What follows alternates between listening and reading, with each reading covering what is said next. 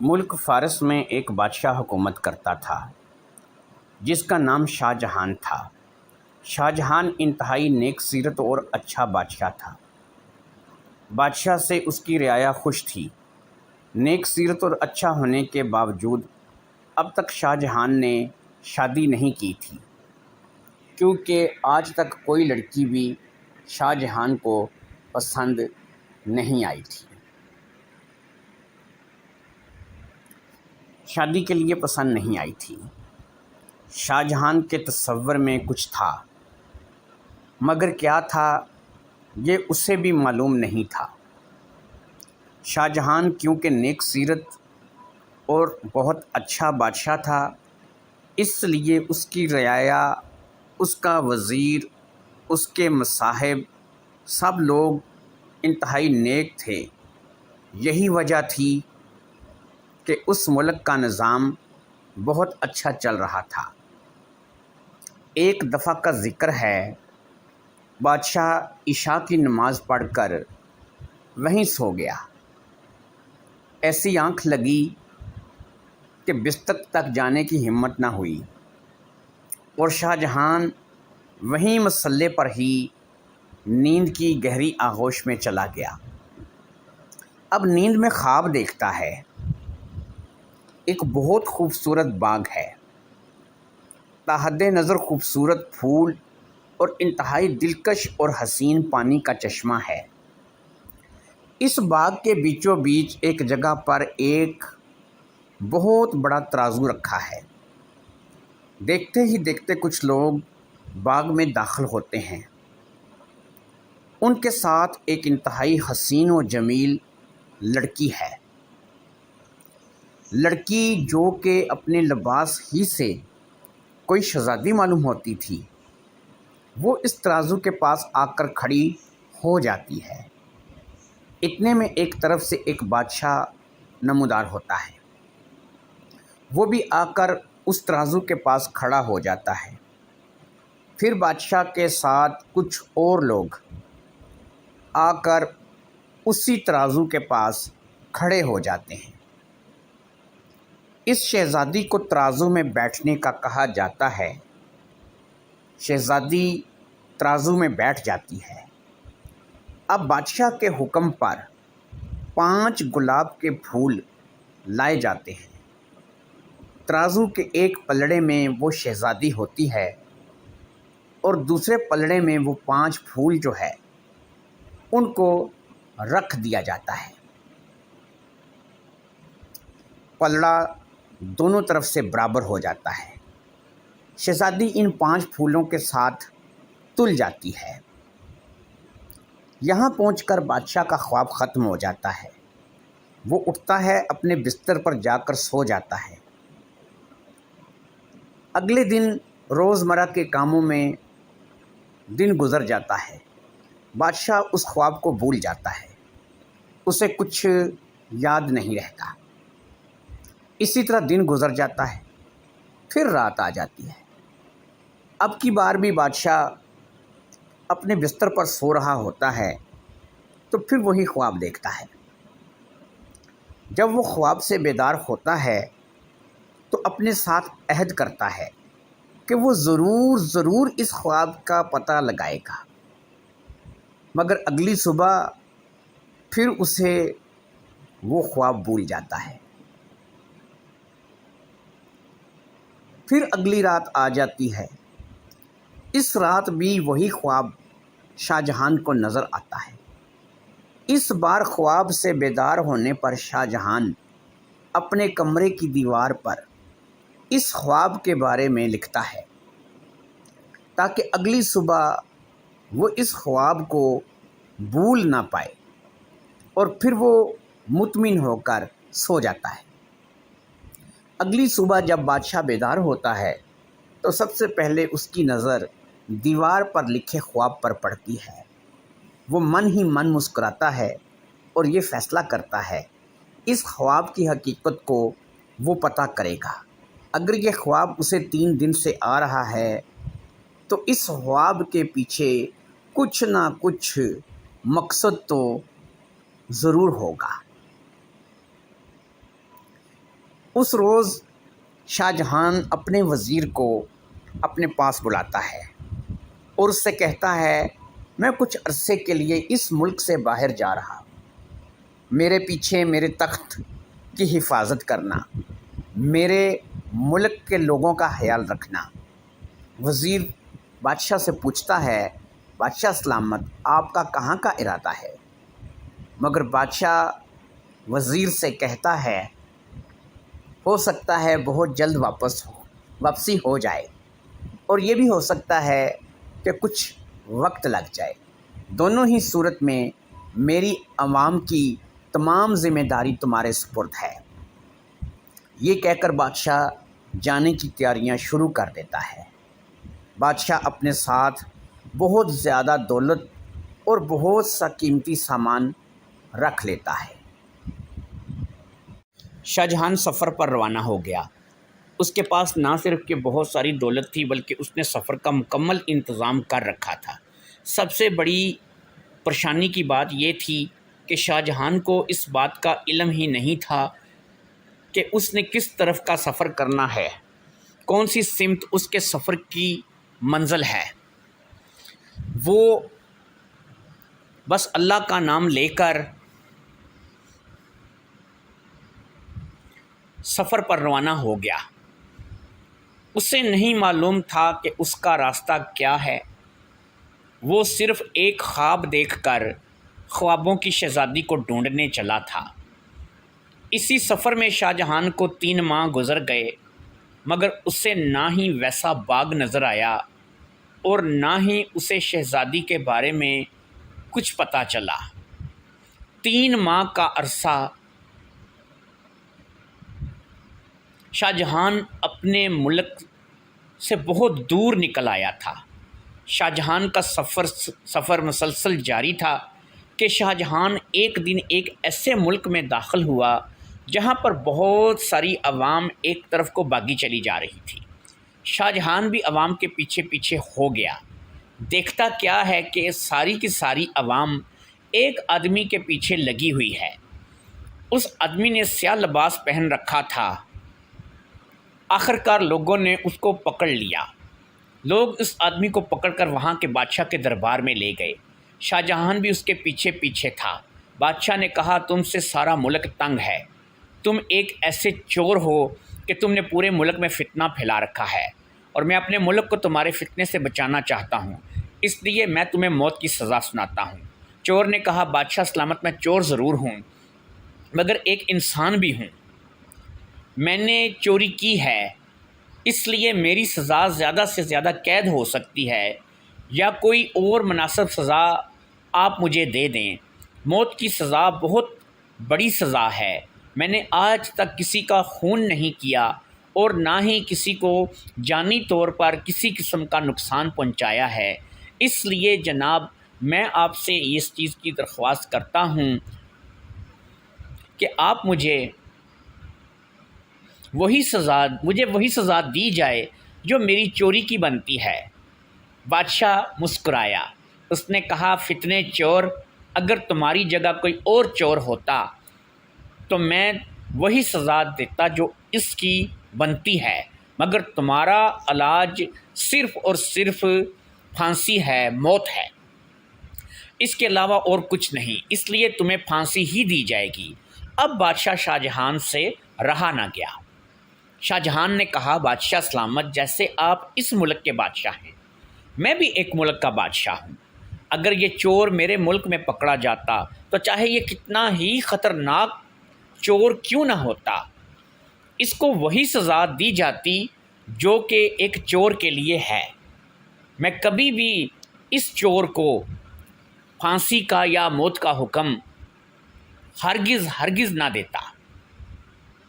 دوسرے بادشاہ نے کہا دیکھو ہر ملک کا اپنا قانون ہے، مجھے یہی لگا کہ اسے موت کی سزا ملنی چاہیے، اس لیے میں نے اسے موت کی سزا سنا دی۔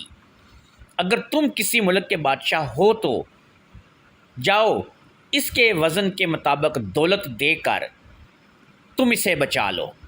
شاہ جہان نے کہا ٹھیک ہے، اگر یہی آپ کی شرط ہے تو میں اس چور کے وزن کے مطابق دولت دے کر اس کی جان بچانے کو تیار ہوں۔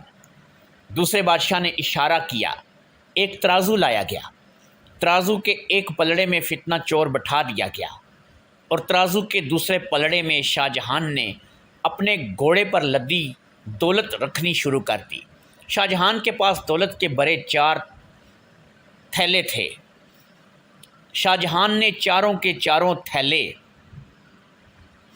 بادشاہ کے ترازو کے دوسرے پلڑے میں رکھ دیے، مگر کیا فتنہ چور کا وزن اب بھی زیادہ تھا۔ دوسرے بادشاہ نے کہا کہ تمہاری دولت تو ختم ہو گئی، مگر چور کا وزن اب بھی زیادہ ہے۔ اب شاہ جہان نے اپنی پہنی ہوئی چیزیں اتارنی شروع کر دیں، حتیٰ کہ شاہ جہان نے اپنا تاج تک اتار کر ترازو کے دوسرے پلڑے میں رکھ دیا۔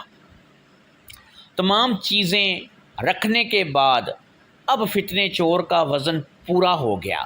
بادشاہ نے اپنے سپاہیوں کو اشارہ کیا، انہوں نے دولت سے بھرے 4 تھیلے اور بادشاہ کی ساری چیزیں اٹھا لیں اور شاہ جہان سے کہا، ٹھیک ہے، آج سے یہ چور تمہارا ہوا، اسے ہمارے علاقے سے کہیں دور لے جاؤ،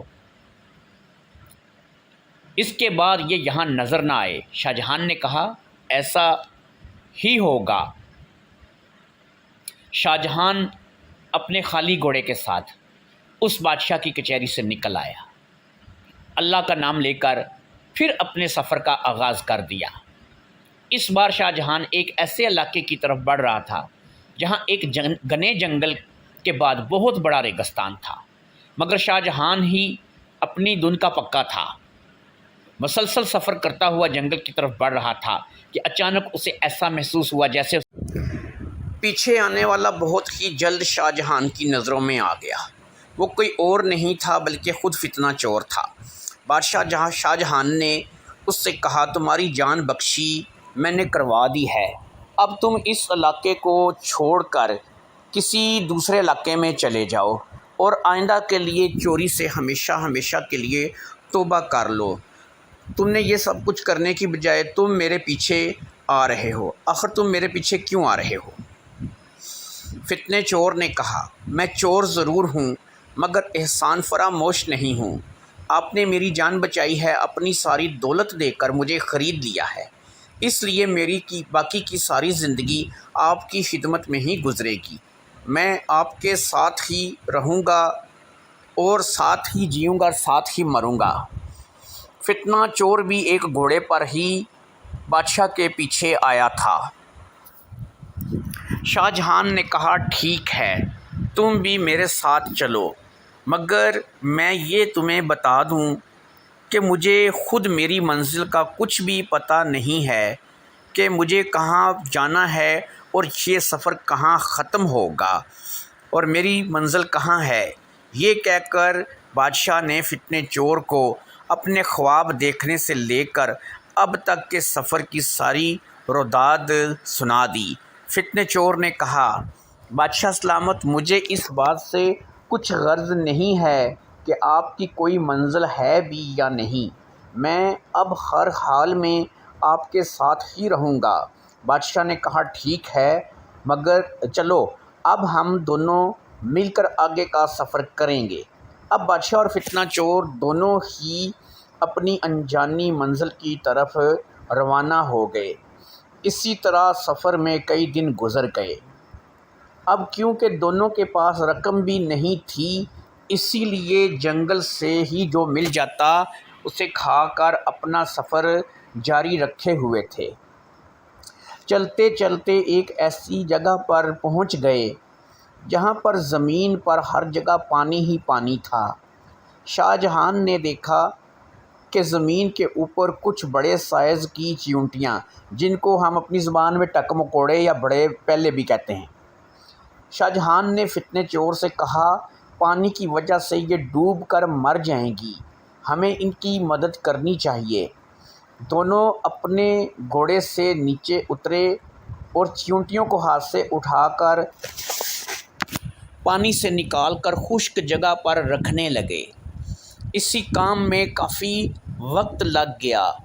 تمام کی تمام چیونٹیاں پانی سے باہر نکل آئیں اب شاہ جہان اور فتنہ چور جانے لگے تو ایک بڑی چیونٹی جو کہ ان کی سردار معلوم ہوتی تھی، اس نے کہا، اے انسان، تم نے ہماری مدد کی ہے، ہم احسان فراموش نہیں ہیں۔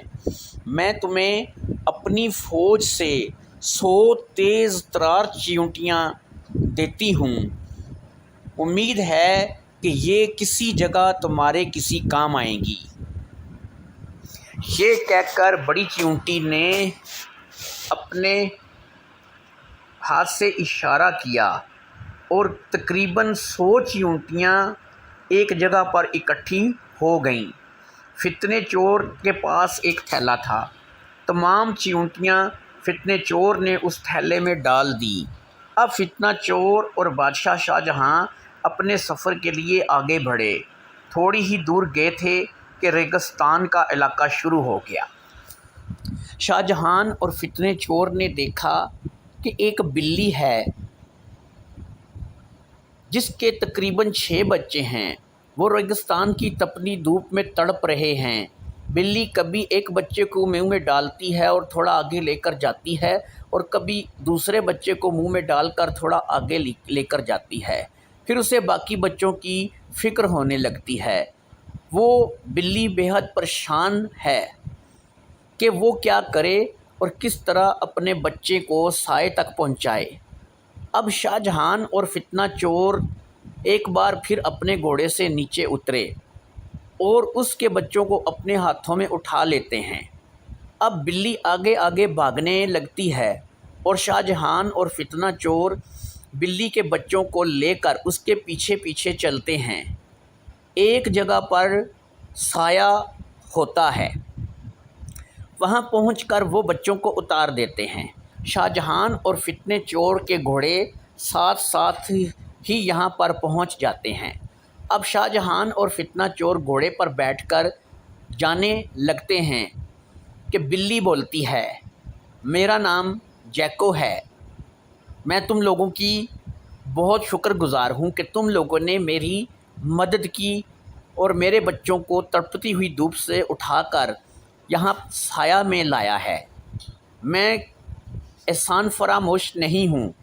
تم لوگ لگتا ہے کسی سفر پر جا رہے ہو، میرا ایک بچہ اپنے ساتھ لے کر جاؤ، شاید کسی مشکل میں تمہارے کام آئے گا۔ یہ کہہ کر بلی نے اپنے ایک بچے کو شاہ جہان اور فتنہ چور کے ساتھ جانے کا کہا۔ اب فتنہ چور نے بلی کا بچہ اٹھا کر تھیلے میں ڈال دیا۔ شاہ جہان اور فتنہ چور وہاں سے بھی روانہ ہو گئے۔ تھوڑی دور مزید آگے جانے کے بعد ایک گھنا جنگل شروع ہو گیا۔ یہ جنگل بہت ہی خطرناک تھا۔ یہاں پر خونی درندے تو نہیں تھے، مگر اور کئی طرح کی مخلوق اسی جنگل میں آباد تھی۔ اس لیے دونوں نے یہ فیصلہ کیا کہ دونوں باری باری پہرا دیں گے اور باری باری سوئیں گے۔ لہٰذا فیصلہ یہ ہوا کہ پہلے فتنہ چور سوئے گا اور آدھی رات تک سویا رہے گا، اور آدھی رات تک شاہ جہان پہرا دے گا۔ اس کے بعد شاہ جہان سو جائے گا اور فتنہ چور آدھی رات کے بعد پہرا دینا شروع کرے گا۔ لہٰذا بادشاہ کے کہنے پر فتنہ چور سو گیا اور شاہ جہان بادشاہ پہرے کے لیے کھڑا ہو گیا۔ تقریباً آدھی رات کے وقت بادشاہ شاہ جہان نے دیکھا ایک بہت بڑا سانپ جو ایک گلہری چوہے کے پیچھے بڑی تیزی سے بھاگ رہا ہے۔ گلہری اس سے بچنے کے لیے آگے بڑھ رہی ہے، وہ زخمی بھی ہے، اس لیے اس کی رفتار کافی سست ہے اور اپنے زخمی ہونے کی وجہ سے وہ درخت پر بھی نہیں چڑھ پا رہی ہے۔ یہ صورتحال دیکھ کر شاہ جہان نے اپنے میان سے تلوار نکالی اور گلہری کی طرف بڑھنے والے سانپ کا ایک ہی وار میں سر کاٹ دیا۔ سانپ مر گیا۔ اب بادشاہ نے فتنہ چور کو اٹھایا اور خود سونے کے لیے لیٹ گیا۔ اسی طرح کرتے کرتے صبح ہو گئی۔ صبح جب بادشاہ شاہ جہان اور فتنہ چور وہاں سے جانے لگے تو گلہری نے کہا آپ نے رات کو میری جان بچائی ہے، اس لیے اب تم لوگ جہاں جاؤ گے میں بھی تم لوگوں کے ساتھ جاؤں گی، ہو سکتا ہے کسی جگہ میں تم لوگوں کے کام آ جاؤں۔ شاہ جہان نے فتنہ چور کو اشارہ کیا اور فتنہ چور نے کہا بادشاہ سلامت ٹھیک ہے، ہو سکتا ہے یہ ہمارے کام آ جائے۔ فتنہ چور نے گلہری کو بھی اٹھا کر اپنے تھیلے میں ڈال دیا۔ اب شاہ جہان فتنہ چور کا سفر کا پھر سے آغاز ہو گیا۔ وہ دونوں پھر سے سفر پر نکل کھڑے ہوئے۔ اب وہ ایک سلطنت میں جا نکلے۔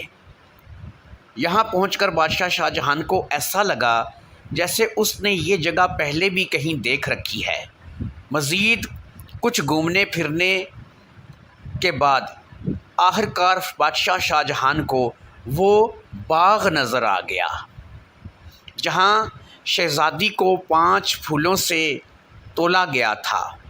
بس باغ کا نظر آنا تھا کہ بادشاہ شاہ جہان کو ایسا محسوس ہوا کہ وہ اپنی منزل کے بالکل قریب پہنچ گیا ہے۔ اس نے اس شہر کے لوگوں سے شاہی محل کا پتہ پوچھا اور یہ بھی پوچھا کہ کیا واقعہ یہ وہی شہزادی ہے جو 5 پھولوں سے تلتی ہے، اور محل کی طرف روانہ ہو گیا۔ شاہ جہان محل پہنچ گیا تو اسے مہمان خانے میں بٹھایا گیا اور وہاں کا بادشاہ شاہ جہان سے ملنے آیا۔ شاہ جہان نے اس کا استقبال کیا اور اپنے آنے کا مقصد بیان کیا۔ شاہ جہان کا مقصد سن کر بادشاہ پریشان ہو گیا۔ بادشاہ نے شاہ جہان سے کہا مجھے اس رشتے پر کوئی اعتراض نہیں ہے، مگر میں کیا کروں، میری بیٹی 5 پھول رانی نے اپنی کچھ عجیب و غریب شرطیں رکھی ہیں۔ جو انسان ان شرطوں کو پورا کرے گا وہی شہزادی سے شادی کر سکے گا، جو ہار جائے گا اسے شہزادی قید کر لیتی ہے۔ اس لیے اے نوجوان بادشاہ اپنی جوانی پر ترس کھا اور یہاں سے چلا جا، کیونکہ اب تک 5 شہزادے شہزادی کے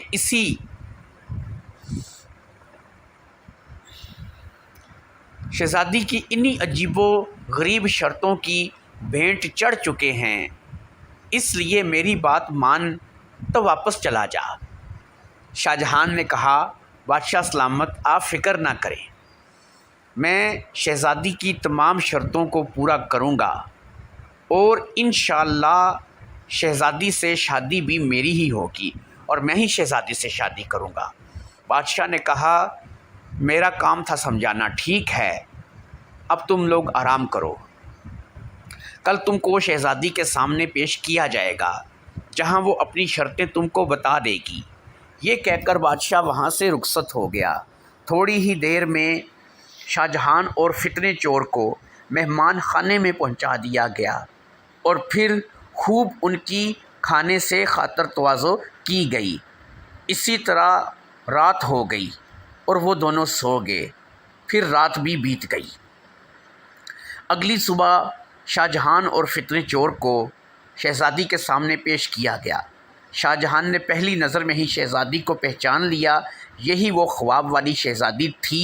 شہزادی نے شاہ جہان سے کہا تم 2 ہو، میری شرطوں کو کون پورا کرے گا؟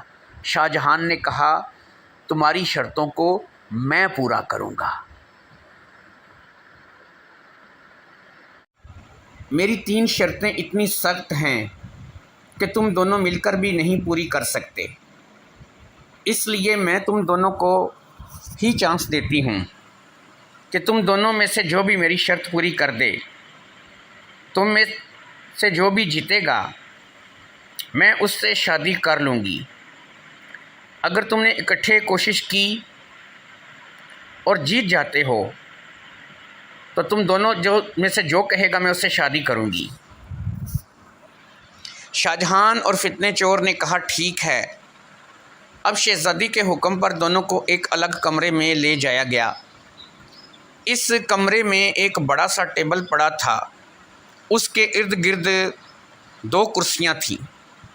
دونوں کو کرسی پر بیٹھنے کے لیے کہا گیا۔ اب شہزادی نے اپنی ایک خادمہ کو اشارہ کیا خادمہ کے ہاتھ میں 2 پوٹلیاں تھیں، دونوں پوٹلیوں کو ٹیبل پر الٹا دیا گیا۔ ایک میں دال تھی اور ایک میں چاول تھے۔ تقریباً ½ کلو کے قریب دال تھی اور ½ کلو کے قریب چاول تھے۔ دونوں کو اچھی طرح سے مکس کیا گیا۔ اب شہزادی نے کہا، میری پہلی شرط یہ ہے کہ تم دونوں، ہم نے ان کو مکس کر دیا ہے، تم آدھے گھنٹے کے اندر ان کو علیحدہ علیحدہ کرو۔ کمرہ باہر سے بند کر دیا جائے گا اور تم دونوں اندر کمرے میں ہوگے۔ ٹھیک آدھے گھنٹے بعد میں کمرے کا دروازہ کھول کر اندر آؤں گی۔ اگر یہ دونوں علیحدہ علیحدہ ہو چکے تو ٹھیک ہے، ورنہ پھر 2 شرطیں اور ہیں، اور اس کے بعد اگر اس میں بھی تم ہار جاتے ہو تو تم لوگوں کی سزا کا فیصلہ کیا جائے گا۔ یہ کہہ کر شہزادی خادمہ کے ساتھ رخصت ہو گئی۔ اب کمرے میں شاہ جہان اور فتنہ چور رہ گئے، جن کے سامنے ٹیبل پر تقریباً 1 کلو دال اور چاول مکس پڑے تھے۔ شاہ جہان کہنے لگا، صرف آدھے گھنٹے میں ان 1 کلو دال اور چاول کو کیسے علیحدہ کیا جائے؟ فتنہ چور نے کہا، بادشاہ سلامت، یہ تو بہت آسان ہے، وہ اپنی مکوڑوں کی فوج کب کام آئے گی؟ ان کو تھیلے سے باہر نکالتے ہیں اور یہ ڈیوٹی ان کی لگاتے ہیں۔ لہٰذا فتنہ چور نے تھیلا کھولا اور تمام مکوڑوں کو باہر آنے کے لیے کہا۔ مکوڑے 100 سے بھی زیادہ تھے۔ فتنہ چور نے کہا، تم دو ٹیم بن جاؤ، آدھی ٹیم دال علیحدہ کرے اور باقی کی آدھی ٹیم چاول علیحدہ کرے، اور جتنی جلدی ہو سکے یہ کام کرو۔ اب فتنہ چور اور بادشاہ بیٹھ کر تماشا دیکھنے لگے، جبکہ مکوڑے اپنے کام میں مگن ہو گئے۔ مکوڑوں نے تقریباً 10 منٹ کے اندر ہی دال کو علیحدہ کر دیا اور چاولوں کو علیحدہ کر دیا۔ فتنہ چور نے تمام مکوڑوں کو پکڑ کر دوبارہ ٹھیلے میں ڈال دیا اور پھر آرام اور سکون سے بیٹھ گیا۔ آدھا گھنٹہ گزر جانے کے بعد شہزادی اپنی اسی خادمہ کے ہمراہ کمرے میں داخل ہوئی، اور اب یہ دیکھ کر حیران رہ گئی کہ دال اور چاول جو وہ دے کر گئی تھی دونوں الگ الگ پڑے تھے۔ اسے بہت زیادہ حیرت ہوئی، مگر وہ اپنی پہلی شرط ہار چکی تھی۔ اب اس نے کہا، اب ایک اور مقابلہ ہوگا اور شطرنج کی بازی لگے گی۔ اگر اس میں بھی مجھے ہرا دیا تو میری دوسری شرط بھی ختم ہو جائے گی، اس لیے تم دونوں میں سے میرے ساتھ شطرنج کون کھیلے گا؟ اب بادشاہ شاہ جہان کہنے لگا، شطرنج میں کھیلوں گا، اور اگر شطرنج کھیلتے وقت میرا یہ ساتھی میرے پاس ہی بیٹھے تو کوئی اعتراض تو نہیں ہوگا؟ شہزادی نے کہا، مجھے کیا اعتراض ہو سکتا ہے؟ ویسے بھی تمہارے دوست کی شکل کو دیکھ کر لگتا ہے کہ اسے شطرنج کی گیم کا پتہ ہی نہیں ہے، اور اسے شطرنج بالکل بھی نہیں آتی ہے۔ شاہ جہان نے کہا، ہاں، یہ نہیں جانتا کہ شطرنج کیا ہے۔ لہٰذا دونوں کو اب ایک اور کمرے میں لے جایا گیا۔ وہاں پر شطرنج کی بازی لگا دی گئی۔ اب شہزادی نے شطرنج کا آغاز کیا۔ وہ بڑی مہارت سے کھیل رہی تھی، مگر بادشاہ شاہ جہان بھی شطرنج میں کسی طرح سے بھی کم نہیں تھا۔ وہ شطرنج کا بہت اچھا کھلاڑی تھا۔ شاہ جہان جب بھی جیتنے کے قریب جاتا، شاہ جہان دیکھتا کہ اس کی چال کسی نہ کسی جگہ سے غلط ہو جاتی۔ اسے اس بات کی سمجھ نہیں آ رہی تھی کہ ایسا کیوں ہو رہا ہے، مگر اس راز کا فتنہ چور کو پتہ چل گیا۔ فتنہ چور نے بادشاہ سے کہا، جب بھی آپ کا دھیان شہزادی کی طرف ہوتا ہے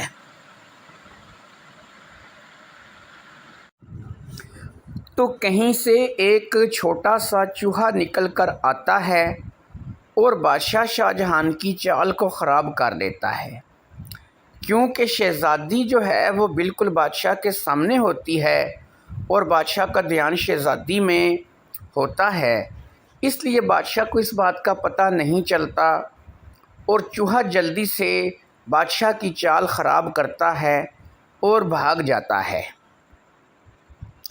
اگر یہی صورتحال رہی تو بادشاہ کبھی بھی شطرنج کی یہ بازی جیت نہیں پائے گا۔ اسی لیے فتنہ چور نے یہ بات بادشاہ کو بتا دی۔ بادشاہ بولا، اب کیا ہو سکتا ہے؟ ہم شہزادی پر الزام تو نہیں لگا سکتے ہیں، اس لیے اب مجھے بتاؤ کہ کیا کریں؟ فتنہ چور نے کہا، میرے پاس اس مسئلے کا بھی حل موجود ہے۔ میں بلی کو نکال کر اپنی ٹانگوں کے پاس چھپا کر رکھ لیتا ہوں، اس کا منہ اس طرف ہوگا جدھر سے چوہا آتا ہے۔ چوہا جیسے ہی آئے گا مگر بلی کی وجہ سے بھاگ جائے گا، لہٰذا ایسا ہی کیا گیا۔ اب بادشاہ شہزادی کے ساتھ شطرنج میں مگن ہو گیا۔ ادھر جب بھی چوہا آتا بلی کا بچہ ایک دم سے ہوشیار ہو جاتا، جس کے ڈر سے چوہا بازی خراب نہ کر پاتا۔ یہی وجہ تھی کہ شہزادی کمزور پڑنے لگی اور پھر وہ ہار گئی۔ اب دوسری شرط بھی کیونکہ شاہ جہان نے جیت لی تھی، اب کی بار شہزادی کہنے لگی، ایک آخری شرط باقی ہے، اگر وہ بھی آپ لوگوں نے جیت لی تو پھر میں آپ سے شادی کروں گی۔ میری تیسری شرط یہ ہے کہ باغ میں ایک جھولا لگا ہے، بادشاہ مجھے اس پر جھولا دے گا۔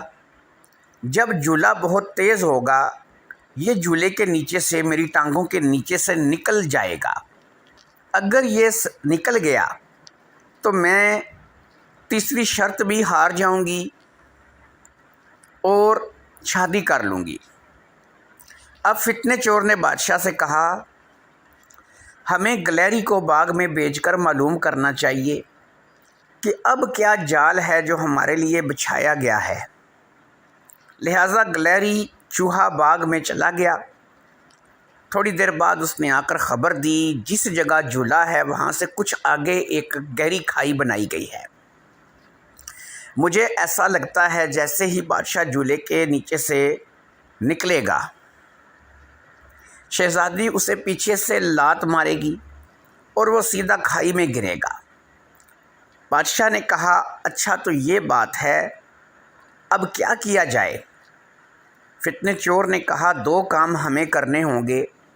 پہلا، آپ جب جھولے کے نیچے سے نکلیں گے تو بالکل سیدھا نہیں نکلنا ہے بلکہ سائڈ سے نکل جانا ہے، تاکہ اگر شہزادی آپ کو لات مارے اور آپ کو لگ بھی جائے تو بھی آپ کھائی کی طرف نہ جائیں اور شہزادی ہار جائے۔ اور دوسرا کام ہمیں یہ کرنا ہوگا کہ جیسے ہی شہزادی اپنی لات چلائے گی گلہری شہزادی پر چھلانگ لگا دے، شہزادی کو اپنی پڑ جائے گی اور وہ لات نہ مار سکے گی اور آپ آرام سے نکل جاؤ گے۔ اب منظر اسی باغ کا تھا جسے بادشاہ نے خواب میں دیکھا تھا۔ اس باغ میں ایک جھولا جسے پنجابی میں پینگ بھی کہتے ہیں لگا ہوا تھا۔ اس جھولے سے جھولا دیتے ہوئے بادشاہ کو نیچے سے نکلنا تھا، لہٰذا شاہ جہان نے شرط کے مطابق شہزادی کو جھولا دینا شروع کیا، اور جب جھولا کافی حد تک تیز ہو گیا بادشاہ ایک دم سے جھولے کے نیچے سے نکلا۔ اب جیسے ہی شاہ جہان نکلا شہزادی نے لات مارنی چاہی، مگر یہ کیا، اسی وقت ایک گلہری نے شہزادی پر چھلانگ لگا دی۔ گلہری کی وجہ سے شہزادی لات مارنا بھول کر گلہری میں الجھ گئی اور بادشاہ آرام سے دوسری طرف نکل گیا۔ اب شہزادی اپنی آخری شرط بھی ہار گئی تھی۔ اب شہزادی نے کہا میں کیونکہ ہار گئی ہوں اس لیے شاہ جہان سے شادی کرنے کو تیار ہوں، مگر میری ایک التجا ہے، یہ کوئی شرط نہیں ہے۔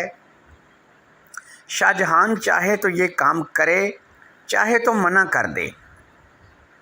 میری ایک ہم شکل بہن ہے جسے بچپن میں ایک جن اٹھا کر لے گیا تھا۔ ہم نے اس کا بہت پتہ کروایا تو آخر کار یہ معلوم ہوا کہ کسی صحرا میں ایک بہت بڑا مینار ہے، اس مینار کے اندر اس نے میری بہن کو قید کر رکھا ہے۔ اگر ہو سکے تو میری بہن کو لے آؤ تاکہ میری بہن بھی شادی میں شامل ہو اور واپس آ جائے۔ یہ میری کوئی شرط نہیں، آپ لوگوں سے گزارش ہے۔ دوستو اس کہانی کا اگلا حصہ انشاءاللہ تعالی کل پوسٹ کیا جائے گا۔ شاہ جہان اور فتنہ چور نے وعدہ کیا ہم اس وقت تک یہ شادی نہیں کریں گے جب تک تمہاری ہم شکل بہن کو ہم نہ لے آئیں گے، اس لیے اب ہمیں اس سفر کی اجازت دو اور ہمیں یہ بتاؤ کہ وہ مینار کس طرف ہے تاکہ ہم جا کر تمہاری ہم شکل بہن کو یعنی دوسری شہزادی کو لے آئیں۔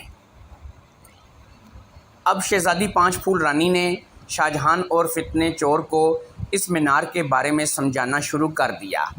دونوں نے راستے کو اچھی طرح سے سمجھ لیا اور سفر کا ارادہ کر کے سفر کے لیے روانہ ہو گئے۔ اسی طرح کئی دن بیت گئے، نہ ہی کوئی ایسا صحرا نظر آیا اور نہ ہی کوئی صحرا میں کھڑا ایسا مینار کہ جس میں شہزادی کے قید ہونے کا خدشہ ہو۔ کافی دن کے سفر کے بعد وہ ایک ایسی جگہ پر پہنچے، یہاں پر ایک کنواں تھا۔ یہ کنواں ایک جنگل کے پاس تھا، جنگل یہاں پر ختم ہو جاتا تھا اور تھوڑے ہی فاصلے سے راستہ تھا جو شاید کسی ملک کو جاتا تھا، یعنی یہ کنواں جنگل کے بالکل آخر میں واقع تھا۔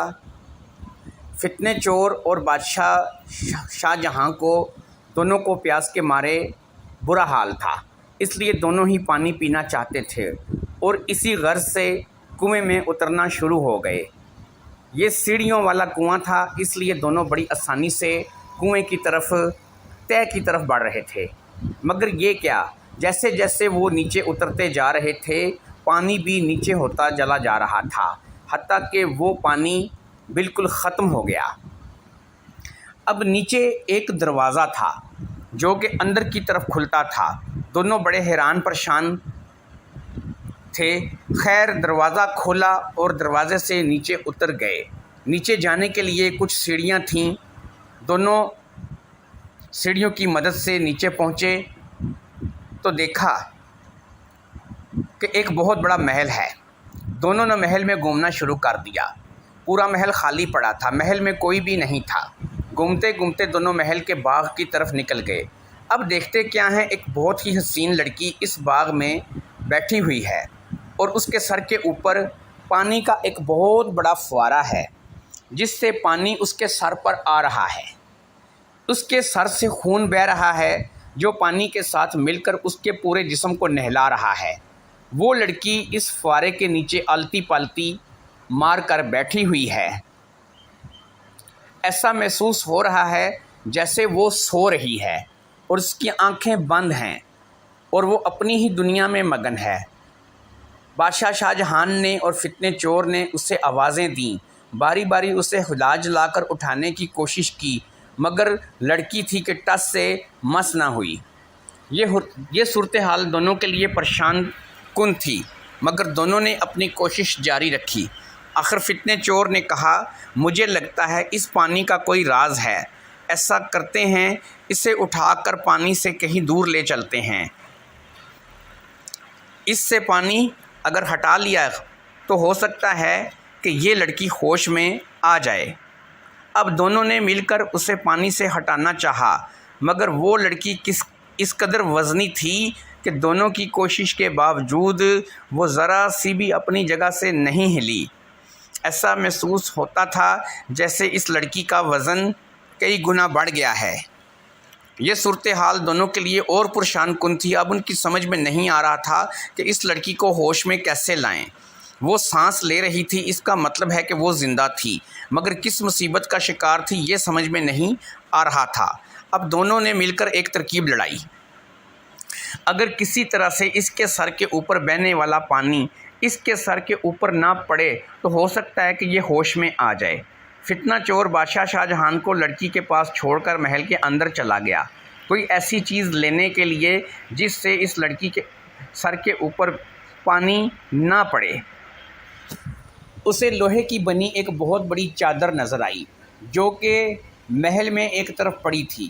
اس نے اس چادر کو اٹھا لیا اور یہ چادر زیادہ وزنی نہیں تھی بلکہ اچھی خاصی لمبی چوڑی بھی تھی، تقریباً 5 فٹ لمبی یا 2 یا 2.5 انچ چوڑی ہوگی، 2 یا 2.5 فٹ چوڑی ہوگی۔ فتنہ چور اس چادر کو لے کر بادشاہ شاہ جہان کے پاس پہنچا جو شہزادی کے پاس باغ میں کھڑا تھا۔ فتنہ چور نے وہ چادر بادشاہ کو دکھائی اور بادشاہ سے کہا، ایک طرف سے چادر آپ پکڑو اور دوسری طرف سے چادر کو میں پکڑ لیتا ہوں۔ اس چادر کو ہم اس لڑکی کے اوپر تان لیتے ہیں جس سے پانی لڑکی کے سر پر گرنا بند ہو جائے گا۔ دونوں نے یہی کیا، چادر کو دونوں طرف سے پکڑ کر لڑکی کے سر کے اوپر چھت بنا دی۔ اس سے پانی لڑکی کے سر پر پڑنا بند ہو گیا۔ بادشاہ اور فتنہ چور نے دیکھا کہ لڑکی کا خون دوبارہ اس کے سر کی طرف جا رہا ہے اور پھر اس کا زخم ٹھیک ہو گیا۔ سر ٹھیک ہوتے ہی اس لڑکی نے آنکھیں کھول دیں۔ اپنے سامنے 2 اجنبیوں کو دیکھ کر وہ حیران ہو گئی اور ہنسنے لگی۔ شاہ جہان نے دیکھا اس کے ہوش میں آتے ہی اوپر سے پانی گرنا بھی بند ہو گیا تھا، اسی لیے دونوں نے چادر اس کے سر سے ہٹا دی۔ وہ ابھی تک ہنس رہی تھی اور پھر اس نے اچانک ہی رونا شروع کر دیا۔ دونوں اس کی اس حالت سے بہت ہی زیادہ پریشان ہو گئے۔ شاہ جہان اور فتنہ چور اس لڑکی کی عجیب و غریب حرکتیں دیکھ رہے تھے۔ دونوں پریشان تھے کہ آخرکار اس لڑکی نے کہا، تم دونوں انسان ہو نا؟ کیونکہ میں نے جب سے ہوش سنبھالا ہے انسان کو پہلی بار دیکھ رہی ہوں، اس لیے تم دونوں کو دیکھ کر مجھے سمجھ میں نہیں آ رہا میں ہنسوں یا پھر میں روؤں، اور میں اس بات سے بھی پریشان ہوں میں جس کی قید میں ہوں اگر وہ آ گیا تو تم دونوں کی موت ہو جائے گی، اس لیے تم چاہے انسان ہو یا جو کچھ بھی ہو فی الحال یہاں سے چلے جاؤ۔ بادشاہ شاہ جہان نے کہا، جہاں تک میرا خیال ہے تم بھی ایک انسان ہی ہو، تو پھر تم یہاں کیوں ہو اور کس لیے اس محل میں ہو جو کہ انتہائی پر اسرار ہے؟ اب تم یہاں اپنی زندگی کیوں گزار رہی ہو اور کس کی قید میں ہو؟ آخر کس نے تمہیں قید کر رکھا ہے؟ ہمیں اپنے بارے میں سب کچھ بتاؤ، ہم تمہاری مدد کریں گے۔ تم کون ہو اور تمہاری اصلیت کیا ہے؟ شاہ جہان کی باتیں سن کر وہ لڑکی خاموش ہو گئی، ایسے جیسے گہری سوچ میں چلی گئی ہو۔ آخر اس نے شاہ جہان سے کہا، میں کسی ملک کی شہزادی ہوں، بہت چھوٹی تھی جب مجھے ایک خبیث جن نے اٹھا لیا، میری عمر 8 یا 10 سال رہی ہوگی۔ اس نے مجھے یہاں لا کر قید کر دیا۔ وہ بہت خبیث تھا، وہ یہ چاہتا تھا کہ جب میں بڑی ہو جاؤں گی تو وہ میرے ساتھ شادی کر لے گا۔ یہ عجیب طلسم بھی اسی کا تھا۔ اس کنویں میں کوئی داخل نہیں ہو سکتا۔ اگر تم دونوں آئے ہو تو اس کا مطلب یہ ہے کہ اس کے کسی بھی جادو کا تم دونوں پر اثر نہیں ہوا، ورنہ کنویں میں پاؤں رکھتے ہی تم لوگ جل کر خاک ہو جاتے۔ آج تک کوئی بھی اس کنویں میں نہیں آیا، وہ مجھے یہاں پر قید رکھتا ہے اور کئی دن بعد آتا ہے، بس یہی میری کہانی ہے اور میں اس کے قبضے میں ہوں۔ اب شاہ جہان اور فتنہ چور نے کہا، تم فکر مت کرو، اگر اس کا جادو ہم پر نہیں چلا تو اس کا مطلب ہے کہ اللہ نے ہمیں تمہاری مدد کے لیے بھیجا ہے، اس لیے تم ہمیں یہ بتاؤ کہ کوئی ایسی کمزوری جس سے ہم اس کا خاتمہ کر کے تم کو یہاں سے آزاد کروا سکیں۔ اب وہ شہزادی سوچ میں پڑ گئی اور پھر اس نے کہا، ہاں ایک بات عجیب ہے، وہ زیادہ تر سانپ کی شکل میں رہتا ہے اور جب وہ سانپ ہوتا ہے تو وہ صرف سانپ ہی ہوتا ہے۔ اس وقت اس کے پاس ایک منکا ہوتا ہے جس سے وہ کھیلتا رہتا ہے۔ ایک بار اس نے بتایا تھا کہ اگر اس کے پاس یہ منکا نہ ہو تو وہ بھی یہاں پر نہیں آ سکتا، اگر اس سے منکا کہیں کھو جائے تو وہ یہاں نہیں آ سکے گا اور میں ساری زندگی اسی طلسم کا شکار رہوں گی اور اسی حالت میں مر جاؤں گی۔ اس نے مجھے یہ بھی بتایا تھا کہ ہر چاند کی 14ویں رات کو اس کنویں کے باہر ایک درخت ہے، اس کے نیچے وہ اس منکے کے ساتھ کھیلتا ہے، کبھی وہ اس کو منہ میں ڈالتا ہے اور کبھی منہ سے نکالتا ہے۔ یہ کام وہ سانپ کی شکل میں کرتا ہے اور اس سے اس میں بڑا مزہ آتا ہے۔ یہ کہہ کر شہزادی خاموش ہو گئی۔ اب فتنہ چور بادشاہ سے کہنے لگا، چاند کی 14ویں رات تو کل ہی ہے، اگر ہم کوئی ایسا پلان بنائیں تو ہم اسے مار کر منکا حاصل کر سکتے ہیں۔ اگر منکا مل گیا تو شہزادی آزاد ہو جائے گی اور پھر شہزادی کی آزادی کے ساتھ ہی یہ طلسم بھی ختم ہو جائے گا۔ ٹھیک ہے، ہم اب اس کا انتظام کرتے ہیں۔ تم اب یہ بتاؤ کہ جانے سے پہلے ایسا کیا کریں جو تم پھر سے پہلی حالت میں آ جاؤ۔ شاہ جہان نے شہزادی سے پوچھا تو شہزادی کہنے لگی، تم دونوں یہ چادر اسی جگہ رکھو جہاں سے لی تھی اور مجھے اس جگہ بٹھا دو جہاں پر میں تھی۔ تھوڑی دیر میں ہی پانی دوبارہ آنا شروع ہو جائے گا، میرا سر دوبارہ پھٹ جائے گا اور میں پہلے کی طرح ہی ہو جاؤں گی۔ اب فتنے چور بادشاہ نے شہزادی کے بتانے پر کام شروع کر دیا اور پھر سب کچھ پہلے کی طرح کر دیا۔ اب دونوں کنویں کے دروازے کی طرف بڑھنے لگے اور پھر کنویں کی سیڑھیاں چڑھ کے سیڑھیوں کی مدد سے باہر کی طرف روانہ ہو گئے اور تھوڑی ہی دیر میں باہر نکل آئے۔ کنویں سے باہر آتے ہی وہ درخت بھی نظر آ گیا جہاں شہزادی کے بقول وہ سانپ کی شکل میں منکے کے ساتھ کھیلتا تھا۔ اب شاہ جہان اور فتنہ چور بیٹھ کر یہ سوچنے لگے کیسے شہزادی کو اس سانپ نما جن سے رہا کروایا جائے، اس کا منکا کیسے حاصل کیا جائے، کیسے اس سے شہزادی کو نجات دلوائی جائے اور کیسے اس کو جان سے ماریں۔ کافی سوچنے کے بعد دونوں ایک نتیجے پر پہنچ گئے۔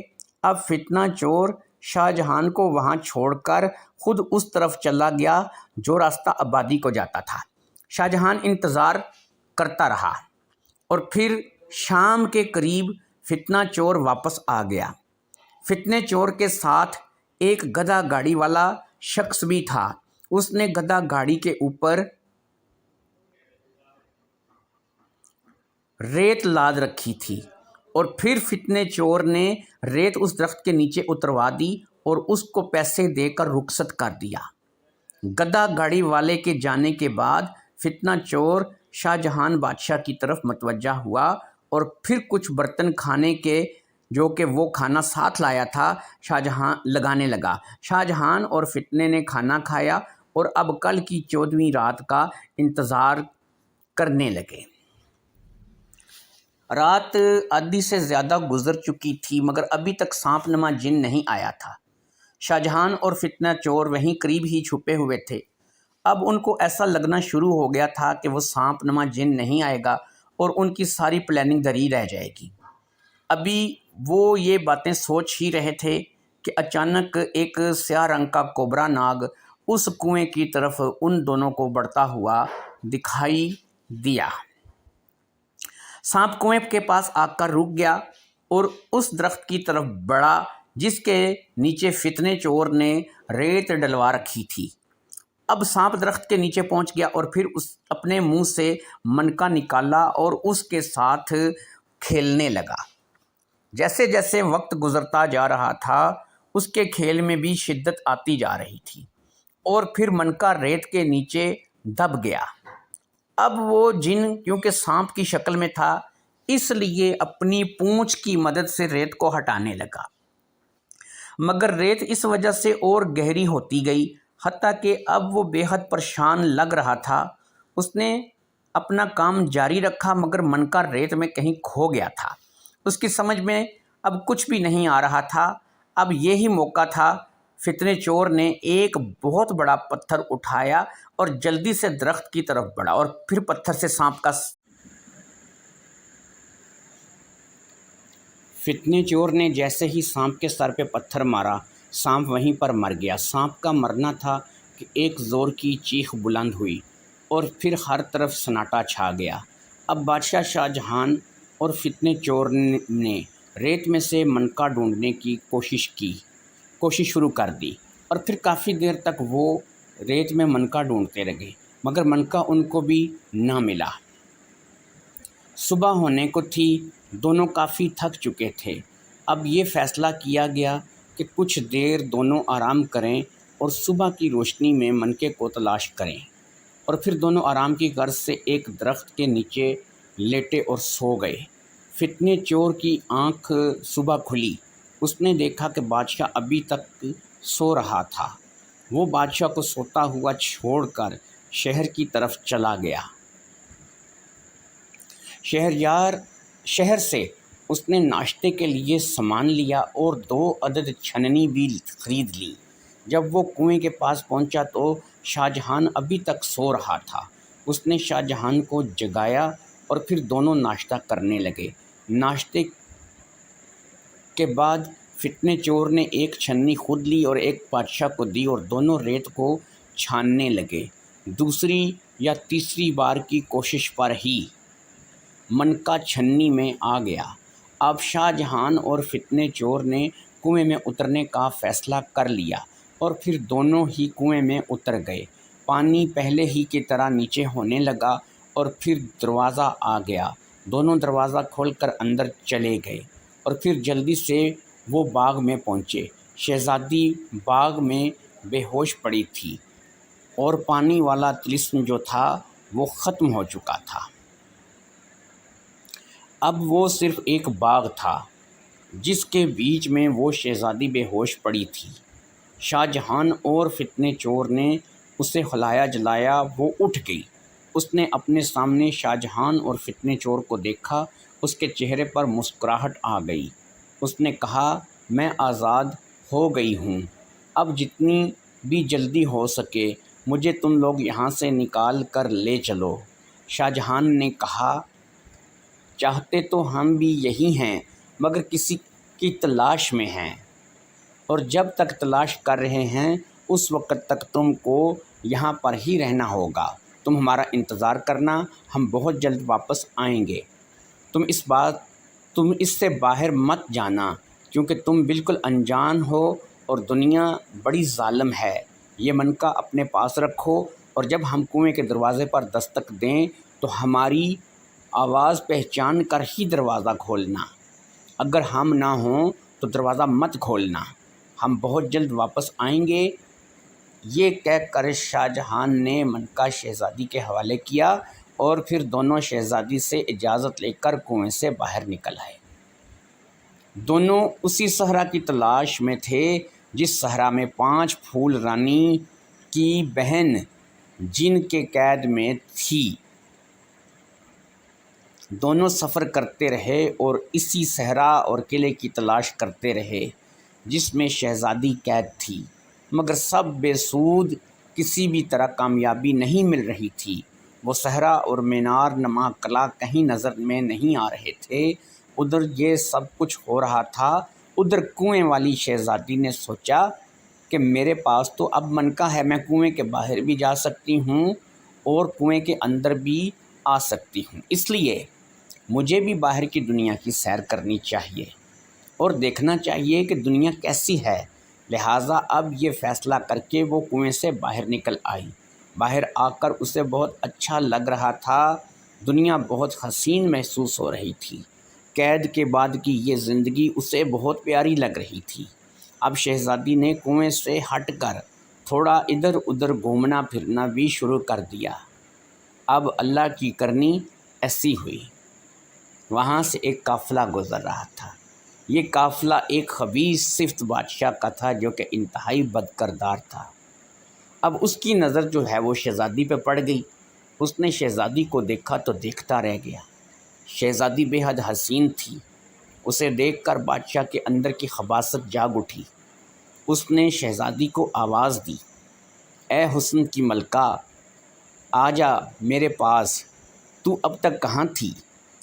بادشاہ کی آواز شہزادی کے کانوں میں پڑی تو اسے خطرے کا احساس ہوا۔ اس نے کنویں کی طرف بھاگنا شروع کر دیا۔ ادھر بادشاہ نے دیکھا کہ جب شہزادی کنویں کی طرف بھاگ رہی ہے تو اس نے گھوڑا شہزادی کے پیچھے لگا دیا۔ وہ گھوڑے پر شہزادی کو اٹھانا چاہتا تھا مگر شہزادی تھی کہ کنویں کی طرف بڑھ رہی تھی، اور پھر دیکھتے ہی دیکھتے شہزادی نے کنویں میں چھلانگ لگا دی۔ بادشاہ گھوڑا دوڑاتے ہوئے کنویں کے پاس پہنچا تو وہاں پر کوئی بھی نہیں تھا۔ کنویں میں صرف پانی تھا۔ کنویں کے کنارے ایک جوتا پڑا تھا جو کہ بہت حسین تھا۔ بادشاہ نے آج تک اپنی زندگی میں ایسا حسین جوتا نہیں دیکھا تھا۔ اب بادشاہ یہ سوچنے لگا کہ یہ کون تھی، کوئی انسان یا کوئی اپسرا، مگر جو بھی تھی آخر یہ گئی کہاں؟ بادشاہ نے اپنے ایک سپاہی کو پانی میں اتارا، مگر پانی بھی ٹھیک تھا، بالکل نارمل، اسی لیے وہ بھی ناکام واپس آ گئے۔ بادشاہ وہاں سے رخصت ہو گیا، مگر اسے کسی پل بھی چین نہیں آ رہا تھا۔ محل میں پہنچ کر بادشاہ نے اپنے وزیر کو طلب کیا اور اسے ساری بات بتا دی۔ وزیر سیانا تھا۔ وزیر نے کہا، بادشاہ سلامت، فکر مت کریں، میں ایک ایسی عورت کو جانتا ہوں جو یہ مسئلہ حل کر سکتی ہے۔ وہ بہت تیز و ترار عورت ہے، وہ اصل حقیقت کا پتہ چلا لے گی۔ آپ آرام کریں، صبح دیکھتے ہیں۔ اگلی صبح بادشاہ کے دربار میں ایک عورت کو پیش کیا گیا۔ اس کا نام سائمہ تھا۔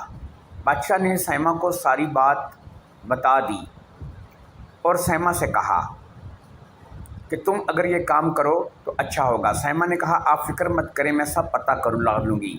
بادشاہ نے کہا، اگر تم نے یہ کام کر دیا تو تمہیں انعام ملے گا اور ناکامی کی شکل میں تمہیں سزا بھی مل سکتی ہے۔ اب جاؤ اور اس لڑکی کا پتہ کراؤ۔ سائمہ نے اجازت لی اور چلی گئی۔ شہزادی کا ڈر کے مارے برا حال تھا، وہ بہت ڈری ہوئی تھی۔ اس نے سوچا کہ اس نے باہر جا کر غلطی کی ہے۔ شاہجہان اور فتنہ چور نے منع کیا تھا کہ کچھ بھی ہو جائے وہ باہر نہ نکلے۔ اب اس نے فیصلہ کیا تھا کہ وہ باہر نہیں جائے گی۔ اسے پتہ تھا کہ جس کی نیت میں فطور ہوگا وہ پانی کے نیچے نہیں آ سکے گا، اسی لیے یہ جگہ اس کے لیے محفوظ ترین تھی۔ اب وہ کنویں کے بالکل نیچے والے کمرے میں تھی تاکہ جب بھی شاہجہان اور فتنہ چور واپس آئیں اس کو پتہ لگ جائے اور وہ ان دونوں کے لیے منکا دے کر اندر ان کو بلا سکے۔ سائمہ بہت مکار خاتون تھی۔ اس کی مکاری پورے علاقے میں مشہور تھی۔ وہ اپنی مکاری سے بہت سارے فریب کرتی تھی۔ یہی وجہ تھی کہ وزیر نے بادشاہ کے پاس اسے بھیجا تھا۔ بادشاہ کے دربار سے نکل کر وہ اسی کنویں کی طرف چلی آئی تھی۔ کنویں پر آ کر وہ رونے لگی، ساتھ ساتھ وہ بادشاہ کو بھی کوس رہی تھی۔ اس کی آواز میں بہت درد تھا۔ اس کی رونے کی آواز نیچے کنویں کے اندر شہزادی تک جا رہی تھی۔ شہزادی پریشان ہو گئی۔ اسے لگا کہ کوئی بہت تکلیف میں ہے اور رو رہا ہے اور وہ کوئی عورت ہے۔ اس نے سوچا اسے اوپر جا کر اس عورت کی مدد کرنی چاہیے، مگر پھر اسے اس حبیس بادشاہ کا خیال آ گیا۔ وہ بیٹھ گئی۔ اس کی ہمت نہ ہوئی باہر جانے کی، مگر اس نے اس عورت کی آواز پر توجہ دینی شروع کر دی۔ عورت بادشاہ کو ہی کوس رہی تھی۔ جہاں تک وہ سمجھ پائی اس عورت کی بیٹی کو بادشاہ اٹھا کر لے گیا تھا اور اس کی بیٹی کے سوا اور کوئی دنیا میں نہیں تھا۔ وہ اپنی بیٹی کی جدائی میں تھی اور کنویں میں کود کر جان دینے کے لیے آئی تھی۔ اب شہزادی کو اس کی حالت پر رحم آنے لگا اور شہزادی نے کنویں سے باہر نکلنے کا فیصلہ کر لیا۔ شہزادی نے سوچا کہ سارے لوگ برے نہیں ہوتے، جیسے شاہجہان اور فتنہ چور، وہ دونوں کتنے اچھے تھے اور انہوں نے اس سے ساری زندگی کی قید سے نجات دی تھی۔ اب ہمت کر کے اس نے یہ فیصلہ کر لیا کہ وہ اس عورت کی مدد کرے گی اور اسے مرنے نہیں دے گی۔ یہ سوچ کر وہ کنویں کے دروازے پر پہنچی اور جیسے ہی دروازہ کھولا کنویں کا پانی غائب ہو گیا اور وہ کنویں سے سیڑھیوں کے راستے باہر نکل آئی۔ یہ ایک بند کمرہ تھا جس کی کوئی کھڑکی یا روشن دان بھی نہیں تھا، بس ایک دروازہ تھا جو کہ باہر سے بند تھا۔ اس کمرے کے اندر ایک چارپائی پر ایک لڑکی رسیوں سے بندھی ہوئی بے سدھ بے ہوش پڑی تھی۔ وہ کوئی اور نہیں، وہی کنویں والی شہزادی تھی۔ وہ بے ہوش بھی تھی اور بندھی ہوئی بھی تھی، اور پھر اسے ہوش آنے لگا۔ آہستہ آہستہ وہ آنکھیں کھولنے لگی۔ اور پھر کچھ دیر میں ہی شہزادی کو مکمل ہوش آ گیا۔ اس نے اٹھنے کی کوشش کی مگر بے سود، وہ بندی ہونے کی وجہ سے حرکت نہ کر پائی۔ اب اسے یاد آنے لگا کہ وہ ایک عورت کی آواز سن کر باہر آئی تھی جو کہ رو رہی تھی۔ اس نے عورت سے اس کے رونے کی وجہ پوچھی تو عورت نے کہا، یہاں کا بادشاہ بہت ظالم ہے، وہ اس عورت جس کا نام سائمہ تھا کی جوان بچی کو اٹھا کر لے گیا ہے۔ وہ عورت کہنے لگی کہ اس نے اپنی بیٹی کے لیے بڑے پیار سے میٹھی روٹی بنائی ہے جو اسے کھانا بھی نصیب نہ ہوئی اور بادشاہ اسے اٹھا کر لے گیا۔ پھر اس نے حیران ہو کر شہزادی سے پوچھا کہ وہ تو ایک انسان ہے، وہ کنویں میں کیسے آئی اور کنویں میں کیسے رہ رہی ہے، یہ کیا چکر ہے؟ تو شہزادی نے منکے کا سارا راز اسے بتا دیا۔ اس کے بعد اس عورت نے شہزادی کو میٹھی روٹی کھانے کو دی اور کہا کہ تم بھی تو میری بیٹی جیسی ہی ہو، یہ روٹی کھا لو۔ شہزادی نے روٹی لی اور کھانے لگی۔ روٹی واقعی مزیدار تھی اور پھر شہزادی ساری روٹی کھا گئی۔ اب وہ عورت رو نہیں رہی تھی، اس کے چہرے پر مسکراہٹ تھی اور پھر شہزادی بے ہوش ہو گئی۔ اب ہوش میں آنے کے بعد اسے ہر بات کی سمجھ آ گئی تھی۔ وہ بے حد پریشان ادھر ادھر دیکھ رہی تھی مگر اسے وہاں سے نکلنے کا کوئی ذریعہ نظر نہیں آ رہا تھا۔ اب شہزادی پریشان ہو گئی اور اپنے آپ کو اس وقت کے لیے کوسنے لگی کہ جب فتنہ چور اور شاہ جہان نے منع کیا تھا تو ان کے منع کرنے کے باوجود وہ کنویں سے باہر کیوں آئی؟ مگر اب کیا کیا جا سکتا تھا؟ جو غلطی ہونی تھی ہو چکی تھی۔ اب تو وہ یہ دعا کر رہی تھی کہ کسی طریقے سے یہاں سے رہا ہو سکے، مگر اس کمرے کی اسے بالکل بھی سمجھ نہیں آ رہی تھی۔ اتنے میں دروازہ کھلا اور وہی عورت دروازے سے اندر داخل ہوئی۔ اب اس کے چہرے پر ایک خبیث قسم کی مسکراہٹ تھی۔ اس نے بڑی حقارت کی نظر سے شہزادی کو دیکھا جو کہ بندہ ہونے کی وجہ سے کچھ بھی نہیں کر پا رہی تھی۔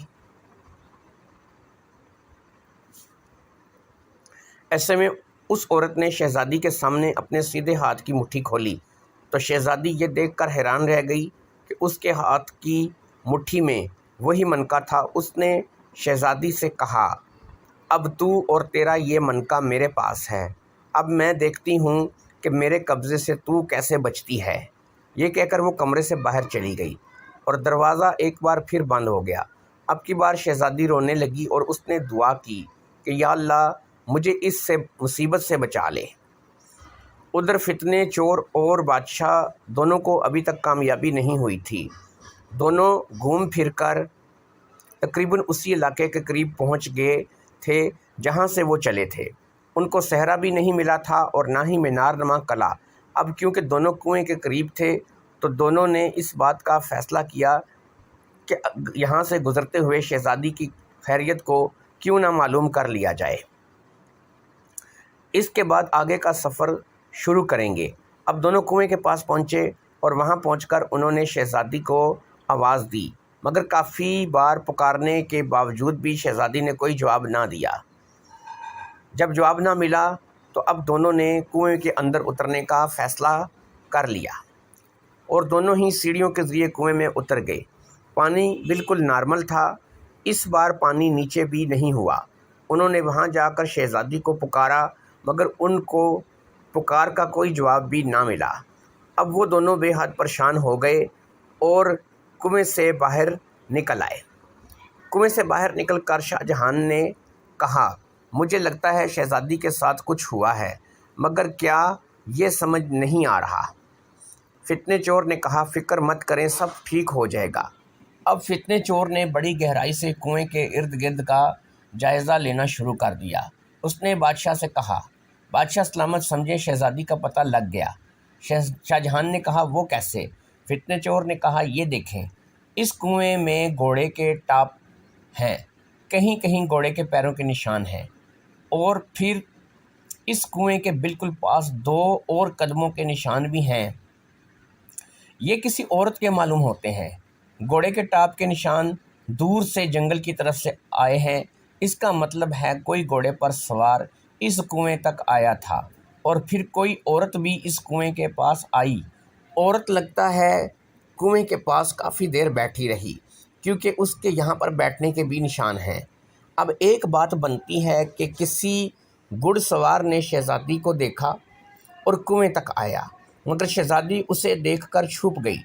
फिर उसने एक औरत भेजी जो किसी तरह से शहज़ादी को यहाँ से ले गई, क्योंकि उस औरत के बैठने के और पाँव के निशान के साथ एक और के बैठने के निशान भी हैं और पाँव के निशान भी हैं। ये यकीनन शहज़ादी के होंगे। तो शहज़ादी का, क्योंकि शहज़ादी का पाँव एक ख़ास तरीके का है, ना ही बहुत बड़ा ना ही बहुत छोटा, इसलिए दूसरे निशान जो हैं वो शहज़ादी के हैं। और उनसे पता चलता है कि शहज़ादी काफ़ी देर तक इस औरत के साथ बैठी रही है। अब हो ना हो दो ही काम हैं। नंबर 1, शहज़ादी उस घोड़ासवार के कब्ज़े में है, और नंबर 2, शहज़ादी उस औरत के कब्ज़े में है। जब हम यहाँ आ रहे थे मैंने काफ़ी सारे घोड़ों के निशान रास्ते में देखे। इसका मतलब ये है कि ये कोई पूरा काफ़िला था और इसमें से कोई यहाँ आया। ये किसी बादशाह का काफ़िला हो सकता है, और अगर मेरी बात दुरुस्त है तो यहाँ का बादशाह होगा, क्योंकि जहाँ तक मैंने सुना है कि यहाँ का जो बादशाह है वो बहुत ही खबीस सिफ्त है। फितने चोर की सारी बात सुनकर शाहजहान ने कहा, अब मुझे बताओ फिर हम इस सूरत में क्या कर सकते हैं। फितने चोर ने कहा, बहुत ही आसान है, हम पता करेंगे कि शहज़ादी कहाँ है, महल में है या फिर इस औरत के पास है। ज़्यादा इम्कान मेरा ये है कि वो औरत के पास होगी, क्योंकि मुझे ऐसा लग रहा है बादशाह ने औरत के सुपुर्द ये काम किया होगा। औरत किसी तरह से शहज़ादी को ले गई होगी। मुझे लगता है अब शहज़ादी इस औरत के घर में होगी, मगर महल को भी नज़रअंदाज नहीं किया जा सकता है, इसलिए अब ये काम हम दोनों को करना पड़ेगा। एक काम हो सकता है, मैं एक फ़कीर का रूप धार कर गली गली भीख मांगने लगूंगा और फिर किसी तरह से शहज़ादी का पता लगा लूँगा। आप ऐसा करो, गिलहरी को अपने साथ ले जाकर बादशाह के महल चले जाओ। आप महल से कुछ दूर रहना और गिलहरी चूहे को महल के अंदर भेज दें। फितना चोर एक फ़कीर के वेश में जंगल के बाहर लगने वाले पहले इलाके में घूम रहा था। वो घर घर जा रहा था और वहाँ से भीख मांगता। कोई उसे भीख के नाम पर आटा ला कर देता, कोई उसे घर के अंदर से कोई और चीज़ ला कर देता। इसी तरह वो पूरे इलाके का चक्कर लगा रहा था और पूरे इलाके में मांगता फिर रहा था। वो जिस घर में भी जाता, बिल्ली को उस घर में छोड़ देता। बिल्ली घर के अंदर चली जाती और थोड़ी ही देर में पूरे घर का रौंद लगाकर वापस आ जाती और आकर फितने चोर को बताती कि शहज़ादी जो है वो यहाँ पर नहीं है। इसी तरह पूरा इलाका फितना चोर और बिल्ली के साथ घूम रहा था। बिल्ली हर घर की तफसील लाकर फितने चोर को बता रही थी। इधर फितना चोर इस काम में लगा हुआ था, उधर बादशाह भी दूसरे बादशाह के महल के बाहर काफ़ी दूर झाड़ियों में छुपकर खड़ा था। वो महल से काफ़ी दूर था ताकि महल के किसी आदमी की नज़र किसी तरह भी उस पर ना पड़े। उसने गिलहरी चूहे को महल के अंदर भेज रखा था और अब उसका इंतज़ार कर रहा था। गिलहरी को गए काफ़ी देर हो चुकी थी और अभी तक गिलहरी वापस नहीं आई थी, मगर बादशाह को यकीन था कि गिलहरी कोई अच्छी खबर लेकर आएगी। और फिर तकरीब वही हुआ। थोड़ी ही देर में गिलहरी चूहा आता दिखाई दिया और फिर उसने आकर बादशाह को बताया कि शहज़ादी महल के अंदर कहीं भी मौजूद नहीं है, वो किसी सायमा के कब्ज़े में है, जो कि यहाँ से करीब ही इसी इलाके में रहती है। अब बादशाह इस खबर को सुनने के बाद ये चाहता था कि जितनी जल्दी हो सके ये खबर फितने चोर तक पहुँचा दे, इसलिए उसने खुद कुएं पर जाने का फ़ैसला किया और गिलहरी को ये पैगाम देकर फितने चोर की तरफ روانہ کر دیا۔ ادھر بلی بھی ایک گھر سے واپس آئی تو اس نے آ کر فتنی چور کو بتایا، اس گھر میں ایک کمرہ ہے جو کہ ہر طرف سے بند ہے، اس کے کمرے کے دروازے پر تالا ہے، مجھے اندر سے شہزادی کی آواز سنائی دی ہے، شہزادی اس کمرے میں بند ہے، مجھے ایسا لگتا ہے۔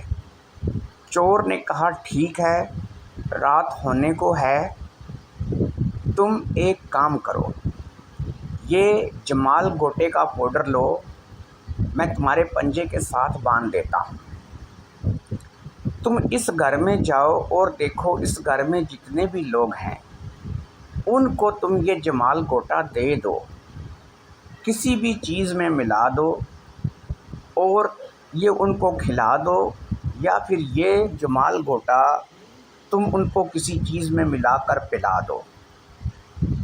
بلی چلی گئی اور پھر گلہری چوہا بھی فتنہ چور کے پاس پہنچ گیا۔ اس نے چور کو بتایا کہ اس گھر ایک اکیلی عورت رہتی ہے جس کے قبضے میں شہزادی ہے۔ اتنے میں بلی بھی واپس آ گئی اور اس نے آ کر فتنے چور کو بتایا کہ اس نے پانی پینے والے گھڑے میں وہ پاؤڈر ڈال دیا ہے۔ اب فتنہ چور انتظار کرنے لگا۔ جیسے ہی تھوڑی رات زیادہ ہوئی وہ دیوار پھلانگ کر سائمہ کے گھر کے اندر داخل ہو گیا۔ ادھر سائمہ وہ پانی پی چکی تھی اور بار بار واش روم کی طرف جا رہی تھی۔ بار بار واش روم جانے کی وجہ سے اس کی جسمانی طاقت تقریباً ختم ہو چکی تھی۔ فتنے چور نے اس کے سر پر آہستہ سے وار کیا تو وہ گر گئی۔ فتنے نے جلدی سے اس کی تلاشی لی اور پھر وہ منکا ڈھونڈنے میں کامیاب ہو گیا اور ساتھ ہی اسے اس کمرے کی چابی بھی مل گئی۔ اس نے بلی اور گلہری چوہے کو سائمہ کا دھیان رکھنے کا کہا اور خود چابی لے کر دروازے کی طرف بڑھ گیا۔ اندر جا کر کمرے کا تالا کھولا اور کمرے میں داخل ہو گیا۔ کمرے میں شہزادی چارپائی پر رسیوں سے بندھی پڑی تھی اور اس کی آنکھیں تقریباً بند تھیں۔ فتنے چور نے شہزادی کو ہلایا جلایا تو اس نے اپنی آنکھیں کھول دیں اور پھر تھوڑی دیر میں ہی اس نے فتنے چور کو پہچان لیا۔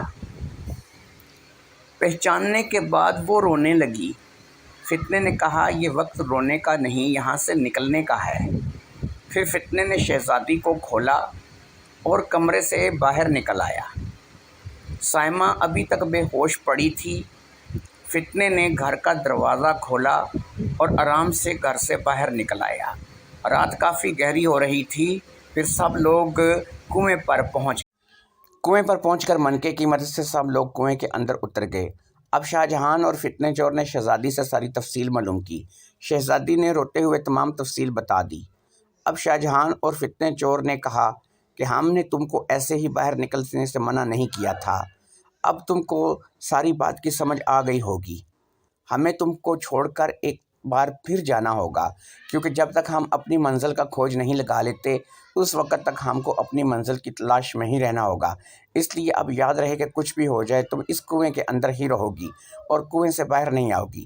یہ کچھ کھانے پینے کا سامان ہے جو تم اپنے پاس رکھو، اس کو پاس رکھو اور ہم کو اجازت دو، اب ہم چلتے ہیں۔ یہ کہہ کر شاہجہان اور فتنہ چور جانے کے لیے اٹھ کھڑے ہوئے۔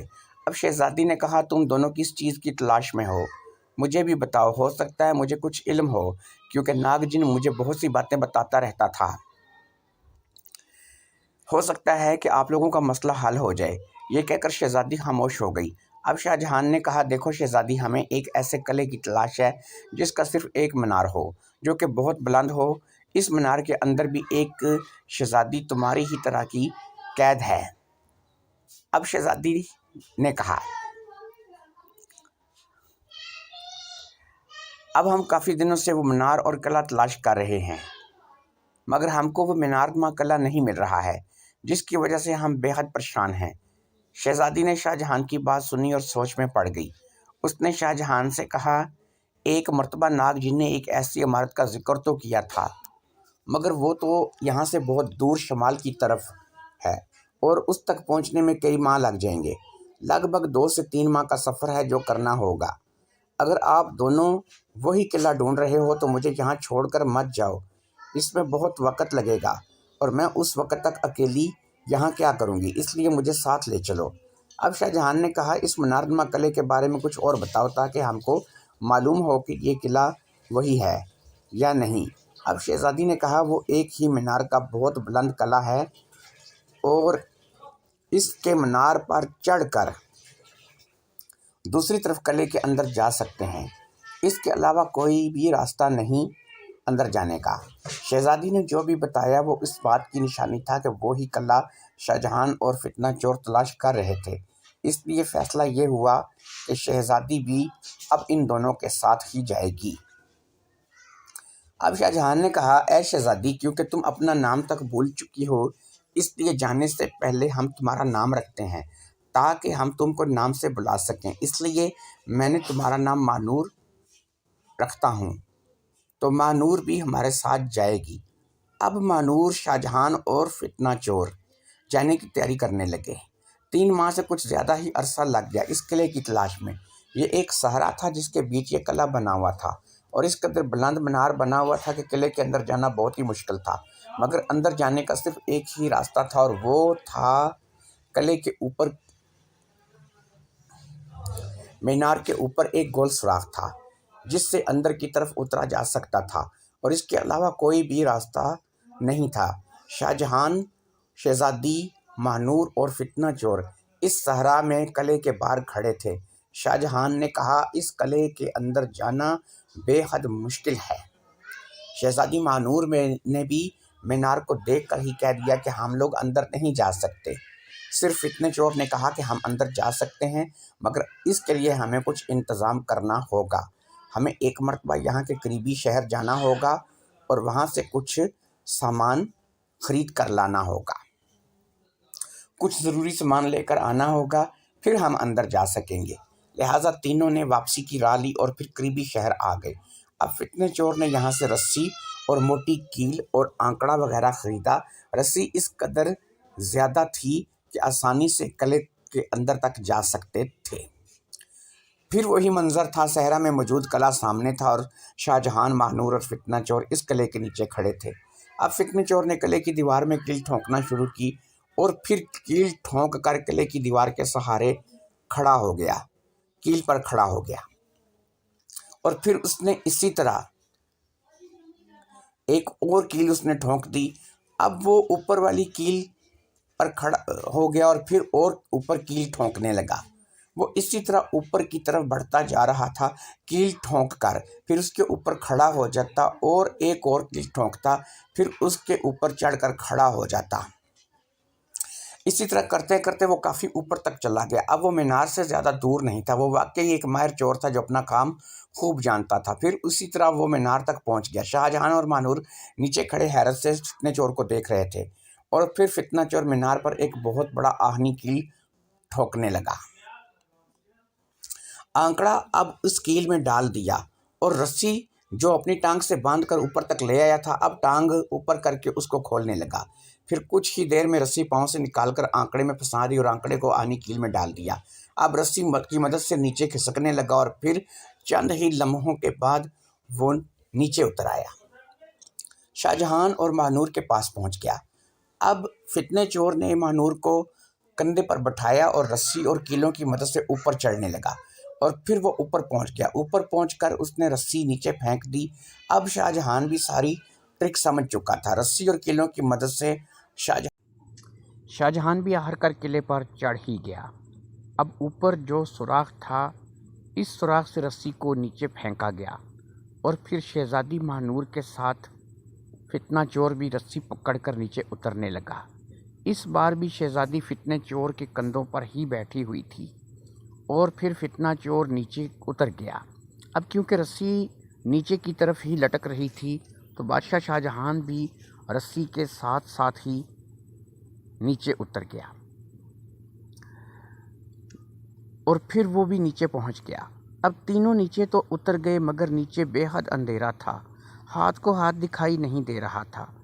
اب فتنہ چور نے کہا، فکر کرنے کی کوئی بات نہیں، اندھیرے میں اکثر ایسا ہوتا ہے کہ اندھیرے میں کچھ نظر نہیں آتا، مگر تھوڑی دیر گزرنے پر سب کچھ تھوڑا تھوڑا نظر آنے لگتا ہے، اسی لیے اب تھوڑا سا انتظار کرو۔ ہاں، ہمارے پاس ایک جانور ایسا ہے جو اندھیرے میں دیکھ سکتا ہے، اس لیے بلی کو بھیجتے ہیں کہ وہ قلعے کے بارے میں معلوم کرے، اگر کہیں کوئی خطرہ ہوا تو وہ آگاہ کرے گی۔ اب یہ کہہ کر فتنہ چور نے بلی کو تھیلے سے باہر نکالا اور قلعے کے اندر کی معلومات کے لیے بھیج دیا۔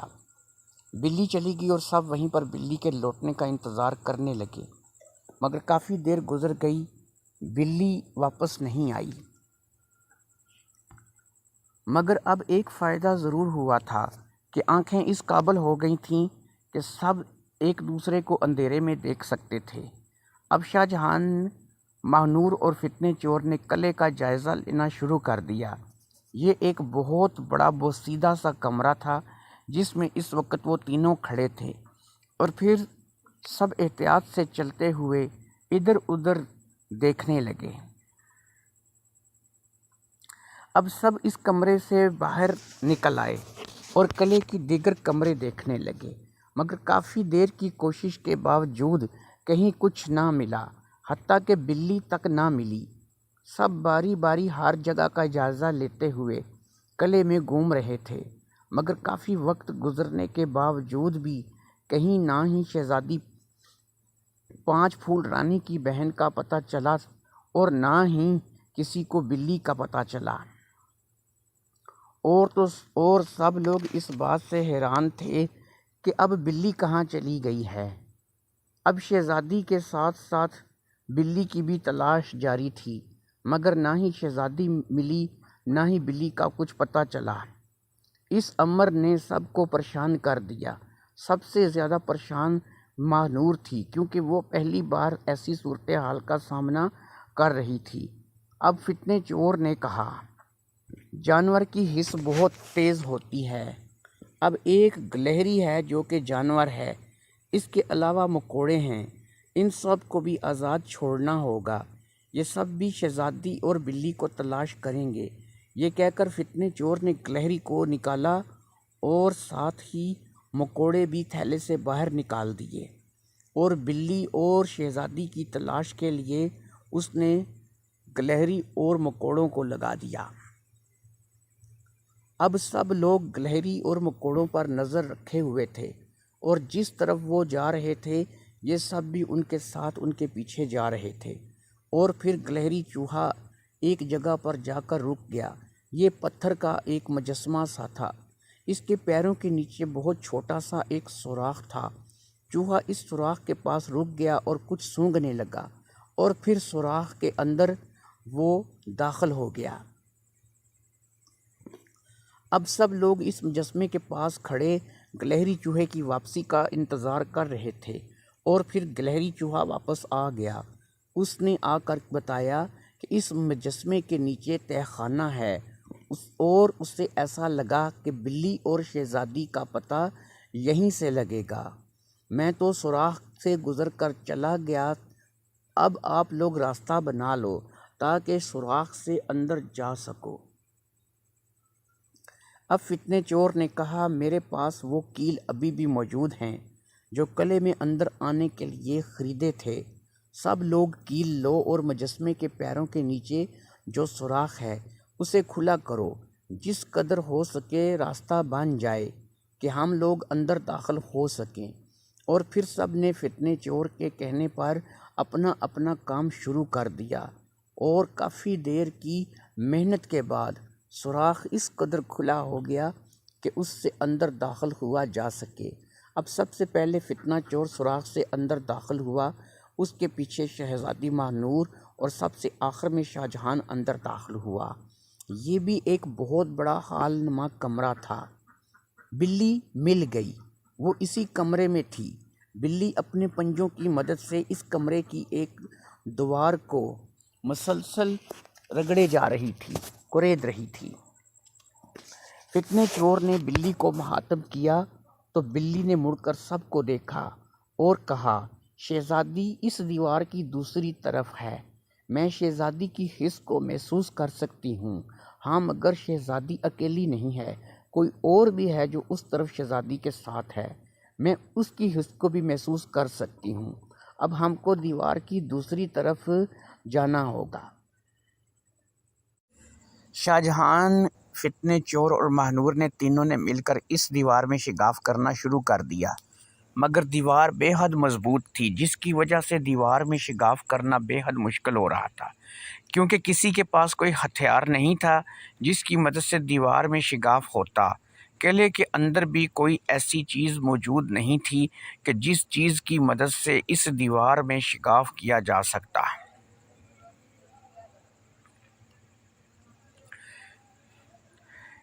سب لوگ بے حد پریشان تھے اور اب تو سب کو بھوک اور پیاس نے بھی تنگ کرنا شروع کر دیا تھا، مگر کوئی بھی ان میں سے ہمت ہارنے کو تیار نہیں تھا۔ اور پھر دیوار ایک جگہ سے تھوڑی سی کھل گئی اور ایک قدرے چھوٹا سا سوراخ ہو گیا۔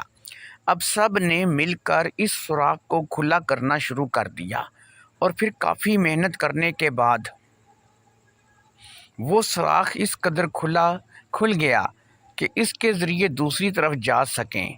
سب نے اللہ کا شکر ادا کیا اور پھر سب سے پہلے فتنہ چور اس سوراخ سے دوسری طرف گیا اور پھر اس کے بعد ماہنور اور آخر میں شاہجہاں بھی دوسری طرف آ گیا۔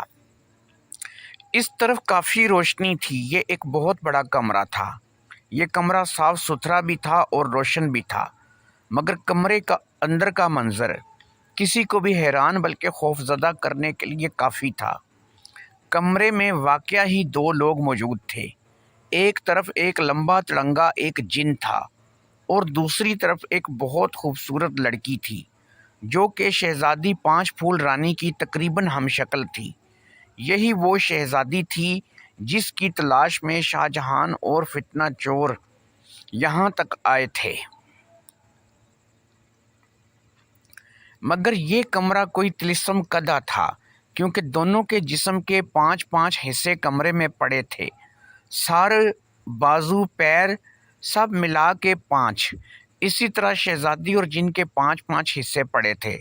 اب سب لوگ پریشان ہکا بکا کھڑے تھے، کسی کو سمجھ میں نہیں آ رہی تھی کہ کیا کرے اور کیا نہ کرے۔ ایسے میں سب ہی گہری سوچ میں پڑ گئے۔ اب شہزادی ماہنور نے کہا، مجھے یہ طلسم سمجھ آ گیا ہے، کیونکہ میں خود ایک طلسم کا شکار رہی ہوں، اس لیے مجھے پتہ چل گیا ہے کہ یہ کیا ہے اور ہم کو کیا کرنا ہے کہ یہ اصل میں ایک جسم دو جان کا طلسم ہے۔ اس میں اگر ایک آزاد ہو گیا تو دوسرا مر جائے گا اور مر شہزادی بھی سکتی ہے، اور یہ جن بھی، اس جن نے ایسا طلسم کیا ہے کہ یہ دونوں ایک جسم دو جان ہو گئے ہیں۔ اب جب وہ وقت پورا ہوگا، اس وقت شہزادی اور جن ہوش میں آ جائیں گے اور اس طلسم کا اثر شہزادی جن کی غلام ہو جائے گی۔ جو بھی حکم جن دے گا شہزادی وہ پورا کرے گی اور وہ اپنی اصلیت بالکل بھول جائے گی کہ وہ ایک انسان ہے۔ اب اگر وہ وقت پورا ہونے سے پہلے ہی ان کو جگا دیا جائے تو ان میں سے ایک مر جائے گا، ایک ہی زندہ رہے گا۔ اب میں جیسے بولتی ہوں ویسے ہی کرو، اگر ویسے ہی کیا تو شہزادی جاگ جائے گی اور جن مرے گا، اور جن کے مرنے کے ساتھ ہی شہزادی آزاد ہو جائے گی اور ہم لوگ شہزادی کو لے کر نکل جائیں گے۔ اتنی لمبی بات کر کے ماہنور نے سب کو بتا دیا۔ اب شاہجہاں نے کہا، ٹھیک ہے، وہ کیا طریقہ ہے جس سے شہزادی ہوش میں آ جائے اور وہ جن مار جائے؟ ماہنور نے کہا، سب سے پہلے شہزادی کی سیدھی ٹانگ اس کے دھڑ کے ساتھ جوڑو، جیسے ہی شہزادی کی ٹانگ جڑے گی ادھر جن کی ٹانگ بھی جڑ جائے گی۔ پھر جن کی الٹی ٹانگ اس کے دھڑ کے ساتھ جوڑو، جیسے ہی جن کی الٹی ٹانگ جڑے گی اب ہمیں شہزادی کا سیدھا بازو جوڑنا ہے۔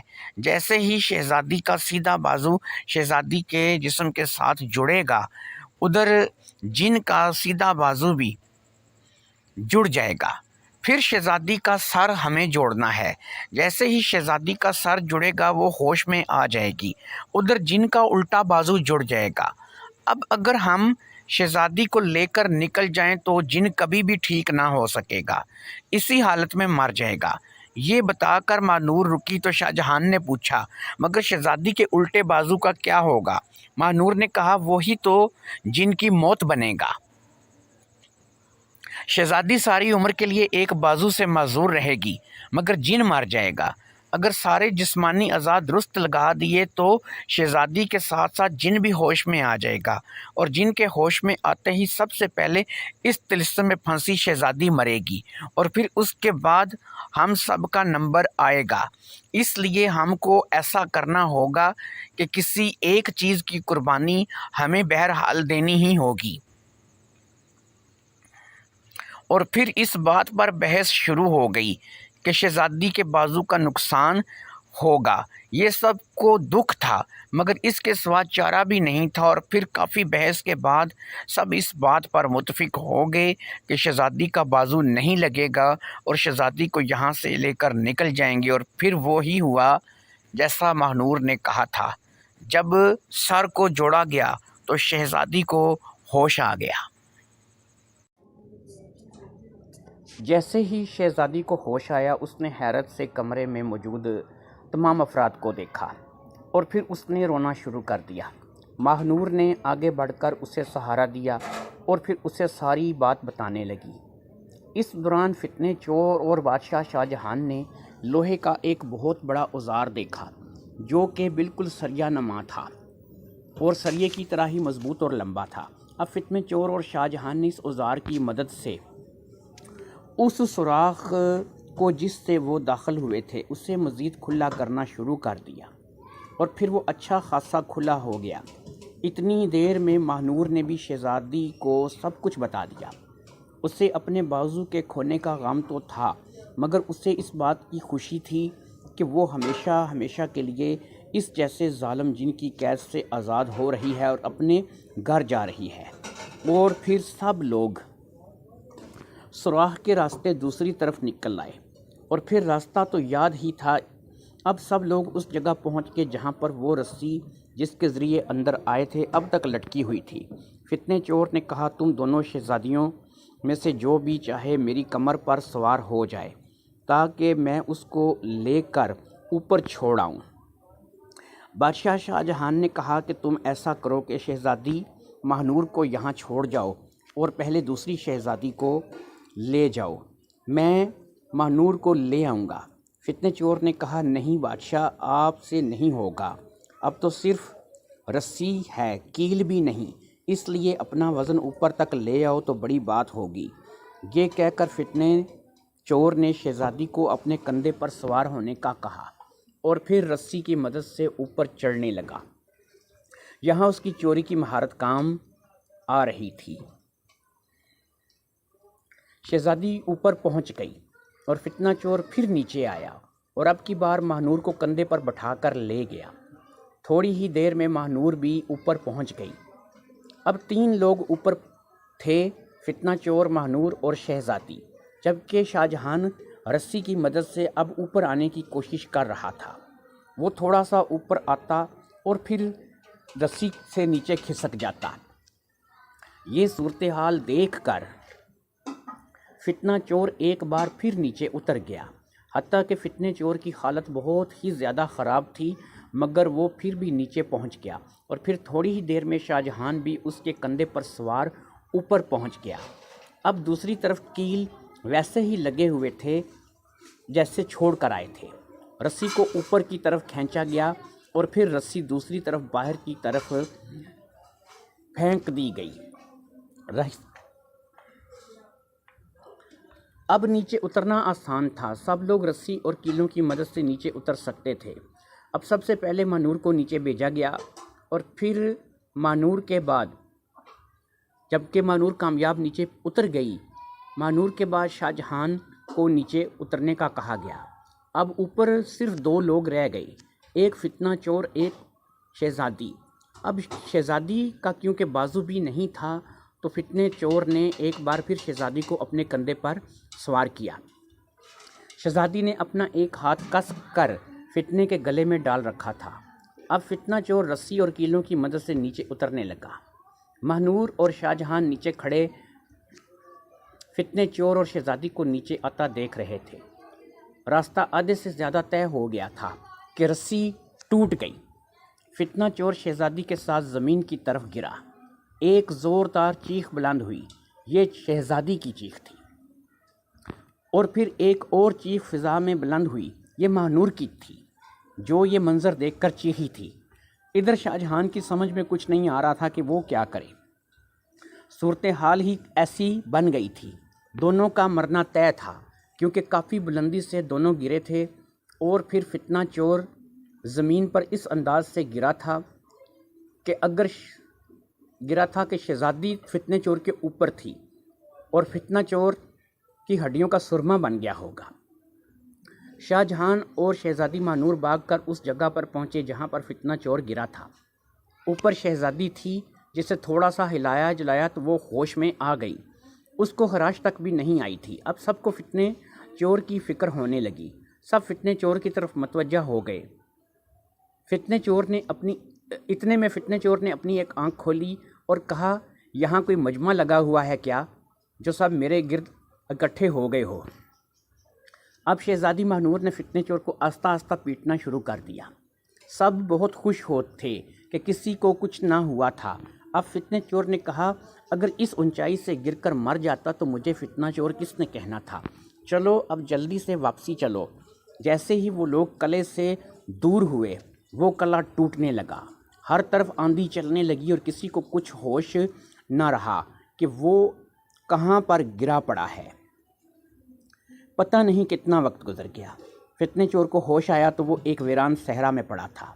اسے آہستہ آہستہ یاد آ رہا تھا کہ وہ اپنے ساتھیوں کے ساتھ قلعے سے باہر نکلا تھا اور پھر قلعہ ٹوٹنا شروع ہو گیا تھا اور وہ آندھی میں پھنس گئے تھے۔ اب اسے اپنے ساتھیوں کی فکر ہونے لگی۔ وہ جلدی سے اٹھا اور اس نے اپنے ساتھیوں کی تلاش شروع کر دی۔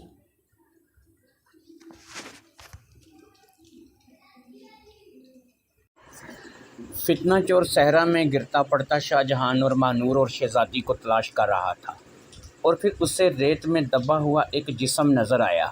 وہ آدھا ریت کے اندر اور آدھا باہر تھا۔ فتنے چور نے فٹافٹ اسے باہر نکالنے کے لیے زور لگایا اور پھر ایک ہی جھٹکے سے اسے باہر کھینچ لیا۔ یہ شاہ جہان تھا۔ اب فتنے چور نے شاہ جہان کو ہوش میں لانے کی کوششیں شروع کر دی، اور پھر تھوڑی ہی کوشش کے بعد فتنے چور نے شاہ جہان کو ہوش دلا دیا۔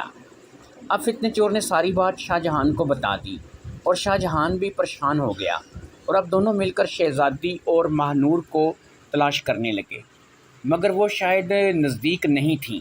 بہرحال دونوں ان کی تلاش کرتے رہے۔ اس ریگستان میں ان کا کوئی نشان تک نہیں مل رہا تھا۔ ایسا لگتا تھا کہ ان کا وجود ہی نہیں ہے۔ یہ بات بادشاہ اور فتنے چور کے لیے بہت پریشانی کا باعث تھی۔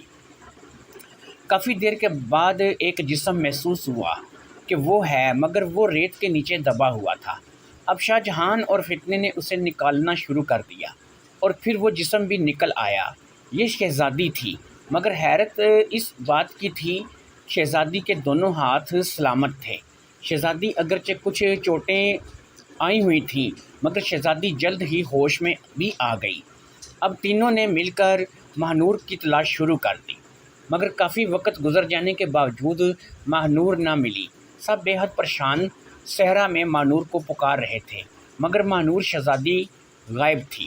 شام ہو گئی ڈھونڈتے ڈھونڈتے، اور پھر رات، مگر ماہنور نہ ملی۔ تینوں کا بھوک اور پیاس کی شدت سے بہت برا حال تھا۔ تینوں ایسی حالت میں بھی اب مسلسل ڈھونڈ رہے تھے، اور پھر سب بھوک کی شدت سے نڈال گرتے پڑتے اپنے گھوڑوں کے پاس پہنچے، اور پھر وہ گھوڑوں پر سوار ہو کر واپسی کے سفر پر چل پڑے، اور پھر کافی رات ڈھلے وہ قریبی شہر پہنچ گئے۔ یہاں پر سب نے ایک سرائے میں قیام کیا، جہاں ان کو کھانا بھی مہیا کیا گیا۔ کھانا کھا کر تینوں کو تھوڑی ہوش آئی۔ تینوں اپنے اپنے کمرے میں گئے اور پھر بے سدھ ہو کر سو گئے۔ اگلی صبح سب اٹھے اور ایک جگہ پر آ کر اکٹھے ہو گئے۔ تینوں کا بات کرنے کا من نہیں کر رہا تھا، مگر بات کیے بغیر چارہ بھی نہیں تھا، اس لیے تینوں ہی بات کرنے لگے۔ شہزادی مانور کے جانے کا غم کسی سے بھی برداشت نہیں ہو رہا تھا۔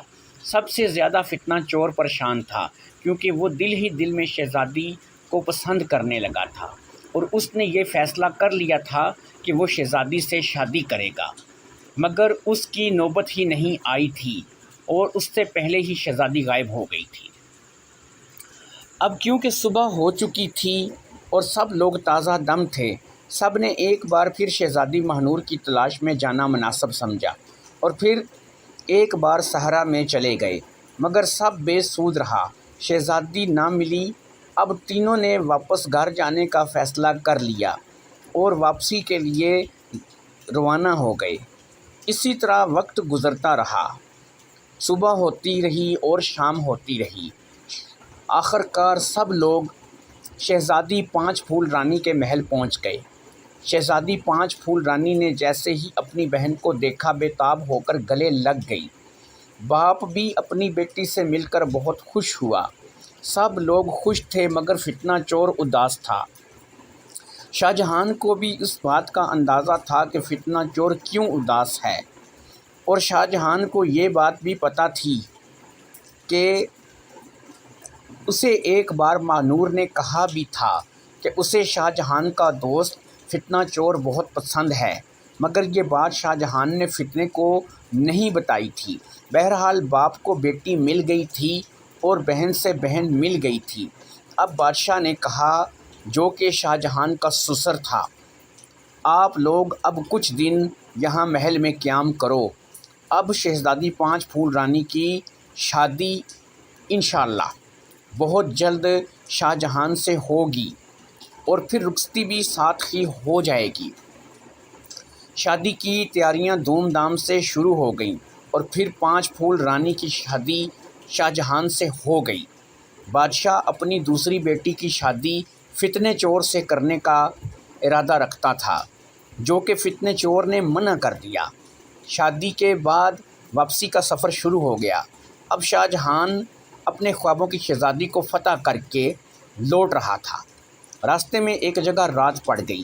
فیصلہ کیا گیا کہ دو لوگ سو جائیں گے، ایک پہرا دے گا، لہٰذا پہلے فتنہ چور اور شہزادی سو گئے اور شاہجہان پہرا دینے لگا، اور پھر آدھی رات کو شاہجہان سو گیا اور فتنہ چور پہرا دینے لگا۔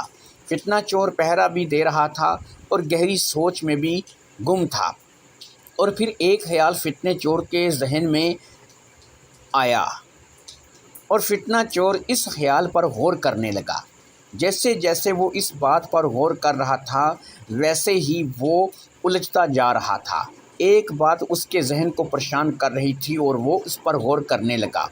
اس اندھیرے میں ایک امید کی کرن نظر آ رہی تھی۔ تو ابھی وہ اس بات پر غور کر ہی رہا تھا کہ بہت ہی تیز آندھی چلنی شروع ہو گئی۔ دوستوں، میں آپ کی رائے جاننا چاہتا ہوں کہ شہزادی جو ہے، آندھی اس قدر تیز تھی کہ شاہجہان اور شہزادی پانچ پھول رانی بھی اٹھ کر بیٹھ گئے، جبکہ فتنہ چور آندھی میں آنے والے کو دیکھ رہا تھا۔ وہ اور کوئی نہیں بلکہ وہی جن تھا جس کے ٹکڑے نامکمل چھوڑ کر سب آئے تھے، یعنی کلے والا جن، اور پھر وہ بھی زندہ سلامت سب کے سامنے کھڑا تھا۔ شہزادی پانچ پھول رانی نے کہا، یہ کون ہے؟ فتنہ چور نے کہا، حیرت ہے تم نے پہچانا نہیں، یہ وہی جن ہے جس کے قبضے میں تمہاری بہن تھی، کلے والا جن، یا یوں کہنا زیادہ ٹھیک ہوگا کہ یہ وہ جن ہے جس کے قبضے میں تمہاری مرحوم بہن تھی۔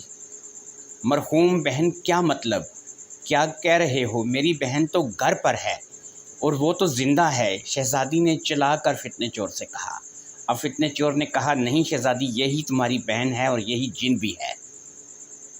اب شاہجہان نے کہا، اپنی بات کی وضاحت کرو، مگر اس سے پہلے کہ شاہجہان کی بات کا جواب فتنہ چور دیتا، جن نے حملہ کر دیا۔ سامنے بھی ایک منا ہوا چور تھا اور پھر فتنہ تو ایک طرف ہو گیا مگر جن زخمی ہو گیا، کیونکہ فتنے نے ایک تیز دار خنجر اس کے جسم کے پار کر دیا تھا۔ اب جن واپس مڑا اور پھر فتنہ چور پر ایک اور حملہ کر دیا، مگر فتنہ چور نے اس داؤ میں بھی نہیں آیا۔ جن ہر بار ایک نیا زخم کھاتا اور پھر فتنہ چور پر حملہ کرتا۔ فتنہ چور بلند آواز سے کلام الہی کا ورد بھی کر رہا تھا، اور اس کے دیکھا دیکھی شہزادی اور شاہ جہان نے بھی کلام الہی کا ورد شروع کر دیا۔ جن کمزور پڑتا جا رہا تھا۔ اب فتنہ چور کو ایک موقع مل ہی گیا، اور فتنہ چور نے جن کی شہرگ میں خنجر جڑ تک اتار دیا۔ جن کچھ دیر وہاں پر گر کر تڑپتا رہا اور پھر مر گیا۔ اس کے مرتے ہی ایک بھیانک آواز فضا میں گونجی، آہ میں تو مر گیا مگر تم بھی ہار گئے، ہمیشہ کے لیے ہار گئے۔ اس کے بعد گہری خاموشی چھا گئی، ہر طرف سناٹا، اور پھر خاموشی شاہ جہان نے توڑی۔ اس نے آگے بڑھ کر فتنہ چور کو گلے لگایا۔ شہزادی بھی حیرت سے فتنہ چور کو دیکھ رہی تھی، جس نے ایک جن مار دیا تھا، مگر جن کو مار کر بھی فتنہ چور خاموش تھا۔ وہ کسی گہری سوچ میں چلا گیا تھا، اور پھر فتنہ چور نے کہا، ہمیں ایک بار پھر واپس چلنا ہوگا۔ شاہ جہان نے کہا، کہاں پر؟ فتنہ چور نے کہا، اس کنویں پر جہاں شہزادی ماہنور پہلے قید تھی۔ شاہ جہان نے کہا، مگر کیوں؟ کیا ہوا؟ مجھے تو کچھ بتاؤ۔ فتنہ چور نے کہا، میرے ساتھ آؤ، یہ وہاں جا کر ہی پتہ لگے گا۔ ہو سکتا ہے کہ میں غلط ہوں، اور یہ بھی ہو سکتا ہے کہ میں ٹھیک ہوں۔ اس کا پتہ وہاں جا کر ہی چلے گا۔ صبح ہونے کو تھی، سب لوگ واپسی کے سفر پر ہو گئے، اور پھر سب کی منزل اب وہ کنواں تھا جہاں پر پہلی بار شہزادی ماہنور ملی تھی۔ اس لیے سب نے اسی کنویں کی طرف کا سفر جاری رکھا۔ اب شہزادی پانچ پھول رانی اور شاہ جہان نے پوچھا، کیا تم ہم لوگوں کو کچھ بتانا پسند کرو گے کہ یہ کیا ماجرا ہے، اور تم ہمیں پھر سے کنویں پر کیوں لے جا رہے ہو؟ اب فتنہ چور نے کہا، بادشاہ، جو لڑکی ہم قلعے سے ساتھ لائے تھے وہ لڑکی شہزادی پانچ پھول رانی کی بہن نہیں تھی، بلکہ وہ یہی خبیث صفت جن تھا جس کو میں نے ابھی تم لوگوں کی آنکھوں کے سامنے شہرگ میں خنجر اتار کر ہلاک کر دیا۔ اصل میں جو طلسم ایک جسم دو جان اس جن نے کر رکھا تھا وہ سب درست تھا، مگر اس نے ایک چالاکی یہ کی ہوئی تھی، اس نے اپنے کسی شیطانی عمل سے صورت بدل دی تھی۔ جب شہزادی ماہنور نے کہا یہ ایک جسم دو جان کا طلسم ہے، تو ہم کو جن کو ہوش میں لانا تھا جو کہ اصل میں شہزادی تھی، اور ہم سے غلطی یہ ہو گئی کہ ہم انجانے میں شہزادی ہلاک کر بیٹھے، اور ہم شہزادی سمجھ کر جسے اپنے ساتھ لے آئے، قلعے سے باہر آتے ہی اس کا قلعہ تو تباہ ہو گیا، مگر یہ ابھی شہزادی کی شکل میں زندہ تھا، اور پھر اس نے جادو کی مدد سے اپنا بازو ٹھیک کر لیا، اور ہم جب آندھی میں الجھے ہوئے تھے اس نے ماہنور کو غائب کر دیا، کیونکہ اسے اس بات کا خطرہ تھا کہ ماہنور ایک جن کی قید میں رہی ہے، وہ جلد ہی اسے پہچان لے گی۔ شہزادی پانچ پھول رانی کی بہن کہ یہ شہزادی پانچ پھول رانی کی بہن نہیں ہے بلکہ جن ہے، کیونکہ جنات کی عادات سے وہ اچھی طرح واقف ہوگی، اس لیے یہ زیادہ دیر اس سے چھپ نہ سکتا۔ میں جب رسی ٹوٹنے پر گرا تھا مجھے ایسا لگا تھا کہ رسی کاٹ کر گرایا گیا ہے، مگر میں نے اس پر غور نہیں کیا تھا۔ پھر آندھی کے بعد اس کا بازو بھی ٹھیک ہو گیا، اور پھر میں اب اس کے انتظار میں تھا کہ یہ جن بدلہ ضرور لے گا۔ اگر زندہ ہوا تو پھر آج رات یہ ہم لوگوں کو سوتے میں ہلاک کرنے آیا، مگر خود مارا گیا۔ اب مجھے لگ رہا ہے کہ قلعے کی تباہی کے بعد کوئی ایسی جگہ نہیں تھی جہاں یہ شہزادی ماہنور کو چھپا سکتا۔ مجھے لگتا ہے اس نے شہزادی کو کنویں میں ہی چھپا دیا ہے، کیونکہ ہم شہزادی کو دوبارہ کنویں میں تلاش نہ کرتے اور وہ وہیں تڑپ تڑپ کر مر جاتی۔ شاہ جہان نے کہا، مگر تم کو کیسے پتا کہ وہ کنویں میں ہی ہوگی؟ وہ کسی اور جگہ بھی تو قید ہو سکتی ہے۔ اب فتنہ چور نے کہا، بادشاہ آپ کو وہ جن یاد ہے جسے ہم نے مار کر منقا حاصل کیا تھا؟ وہ جن کوئی اور نہیں اس جن کا ہی بھائی تھا۔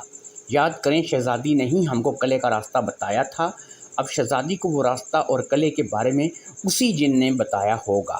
اس لیے مجھے شک تھا کہ یہ دونوں جن آپس میں بھائی ہیں۔ اس لیے ماہنور ہم کو وہاں لے گئی۔ اب کلا ٹوٹنے کے بعد ماہنور سے ڈبل انتقام بنتا تھا، ایک اس کے بھائی کی موت کا اور دوسرا اس کی موت کے راز بتانے کا، اور تیسرا یہ ڈر کہ شہزادی اصلیت جان لے۔ اس لیے اب خود کا کلا تو رہا نہیں تھا، وہ اپنے بھائی کے طلسم میں شہزادی کو قید کر سکتا تھا، اور پھر وہاں پر شہزادی تڑپ تڑپ کر مر جاتی اور ہم سب مطمئن ہو جاتے۔ یہ جن شہزادی 5 پھول رانی کے محل میں بہن بن کر رہتا اور ہم لوگوں کو چن چن کر مارتا اور اپنا انتقام پورا کرتا، مگر مجھے اس پر شک ہو گیا اور نتیجہ آپ کے سامنے ہے۔ انہی باتوں میں سفر کٹ گیا اور پھر کنواں آ گیا۔ منکا اب بھی پاس تھا۔ سب لوگ اس منکے کی مدد سے کنویں میں داخل ہو گئے اور پھر کنویں میں ماہنور مل گئے۔ وہ اس بار بھی پہلے والے طلسم کا شکار تھی۔ اسے اس طلسم سے آزاد کروایا تو وہ ہوش میں آ گئی، اور پھر جب اسے بتایا کہ فتنے چور کی ذہانت کی وجہ سے وہ لوگ یہاں آئے ہیں اور فتنے نے جن بھی مار دیا ہے، تو وہ بہت زیادہ خوش ہو گئی۔ سنا ہے اب بادشاہ شاہ جہان کی سلطنت میں فتنہ چور نام کا ایک وزیر بھی ہے، اور اس کی ایک بیوی بھی ہے جس کا نام ماہنور شہزادی ہے۔ امید کرتا ہوں آپ کو کہانی پسند ہوگی۔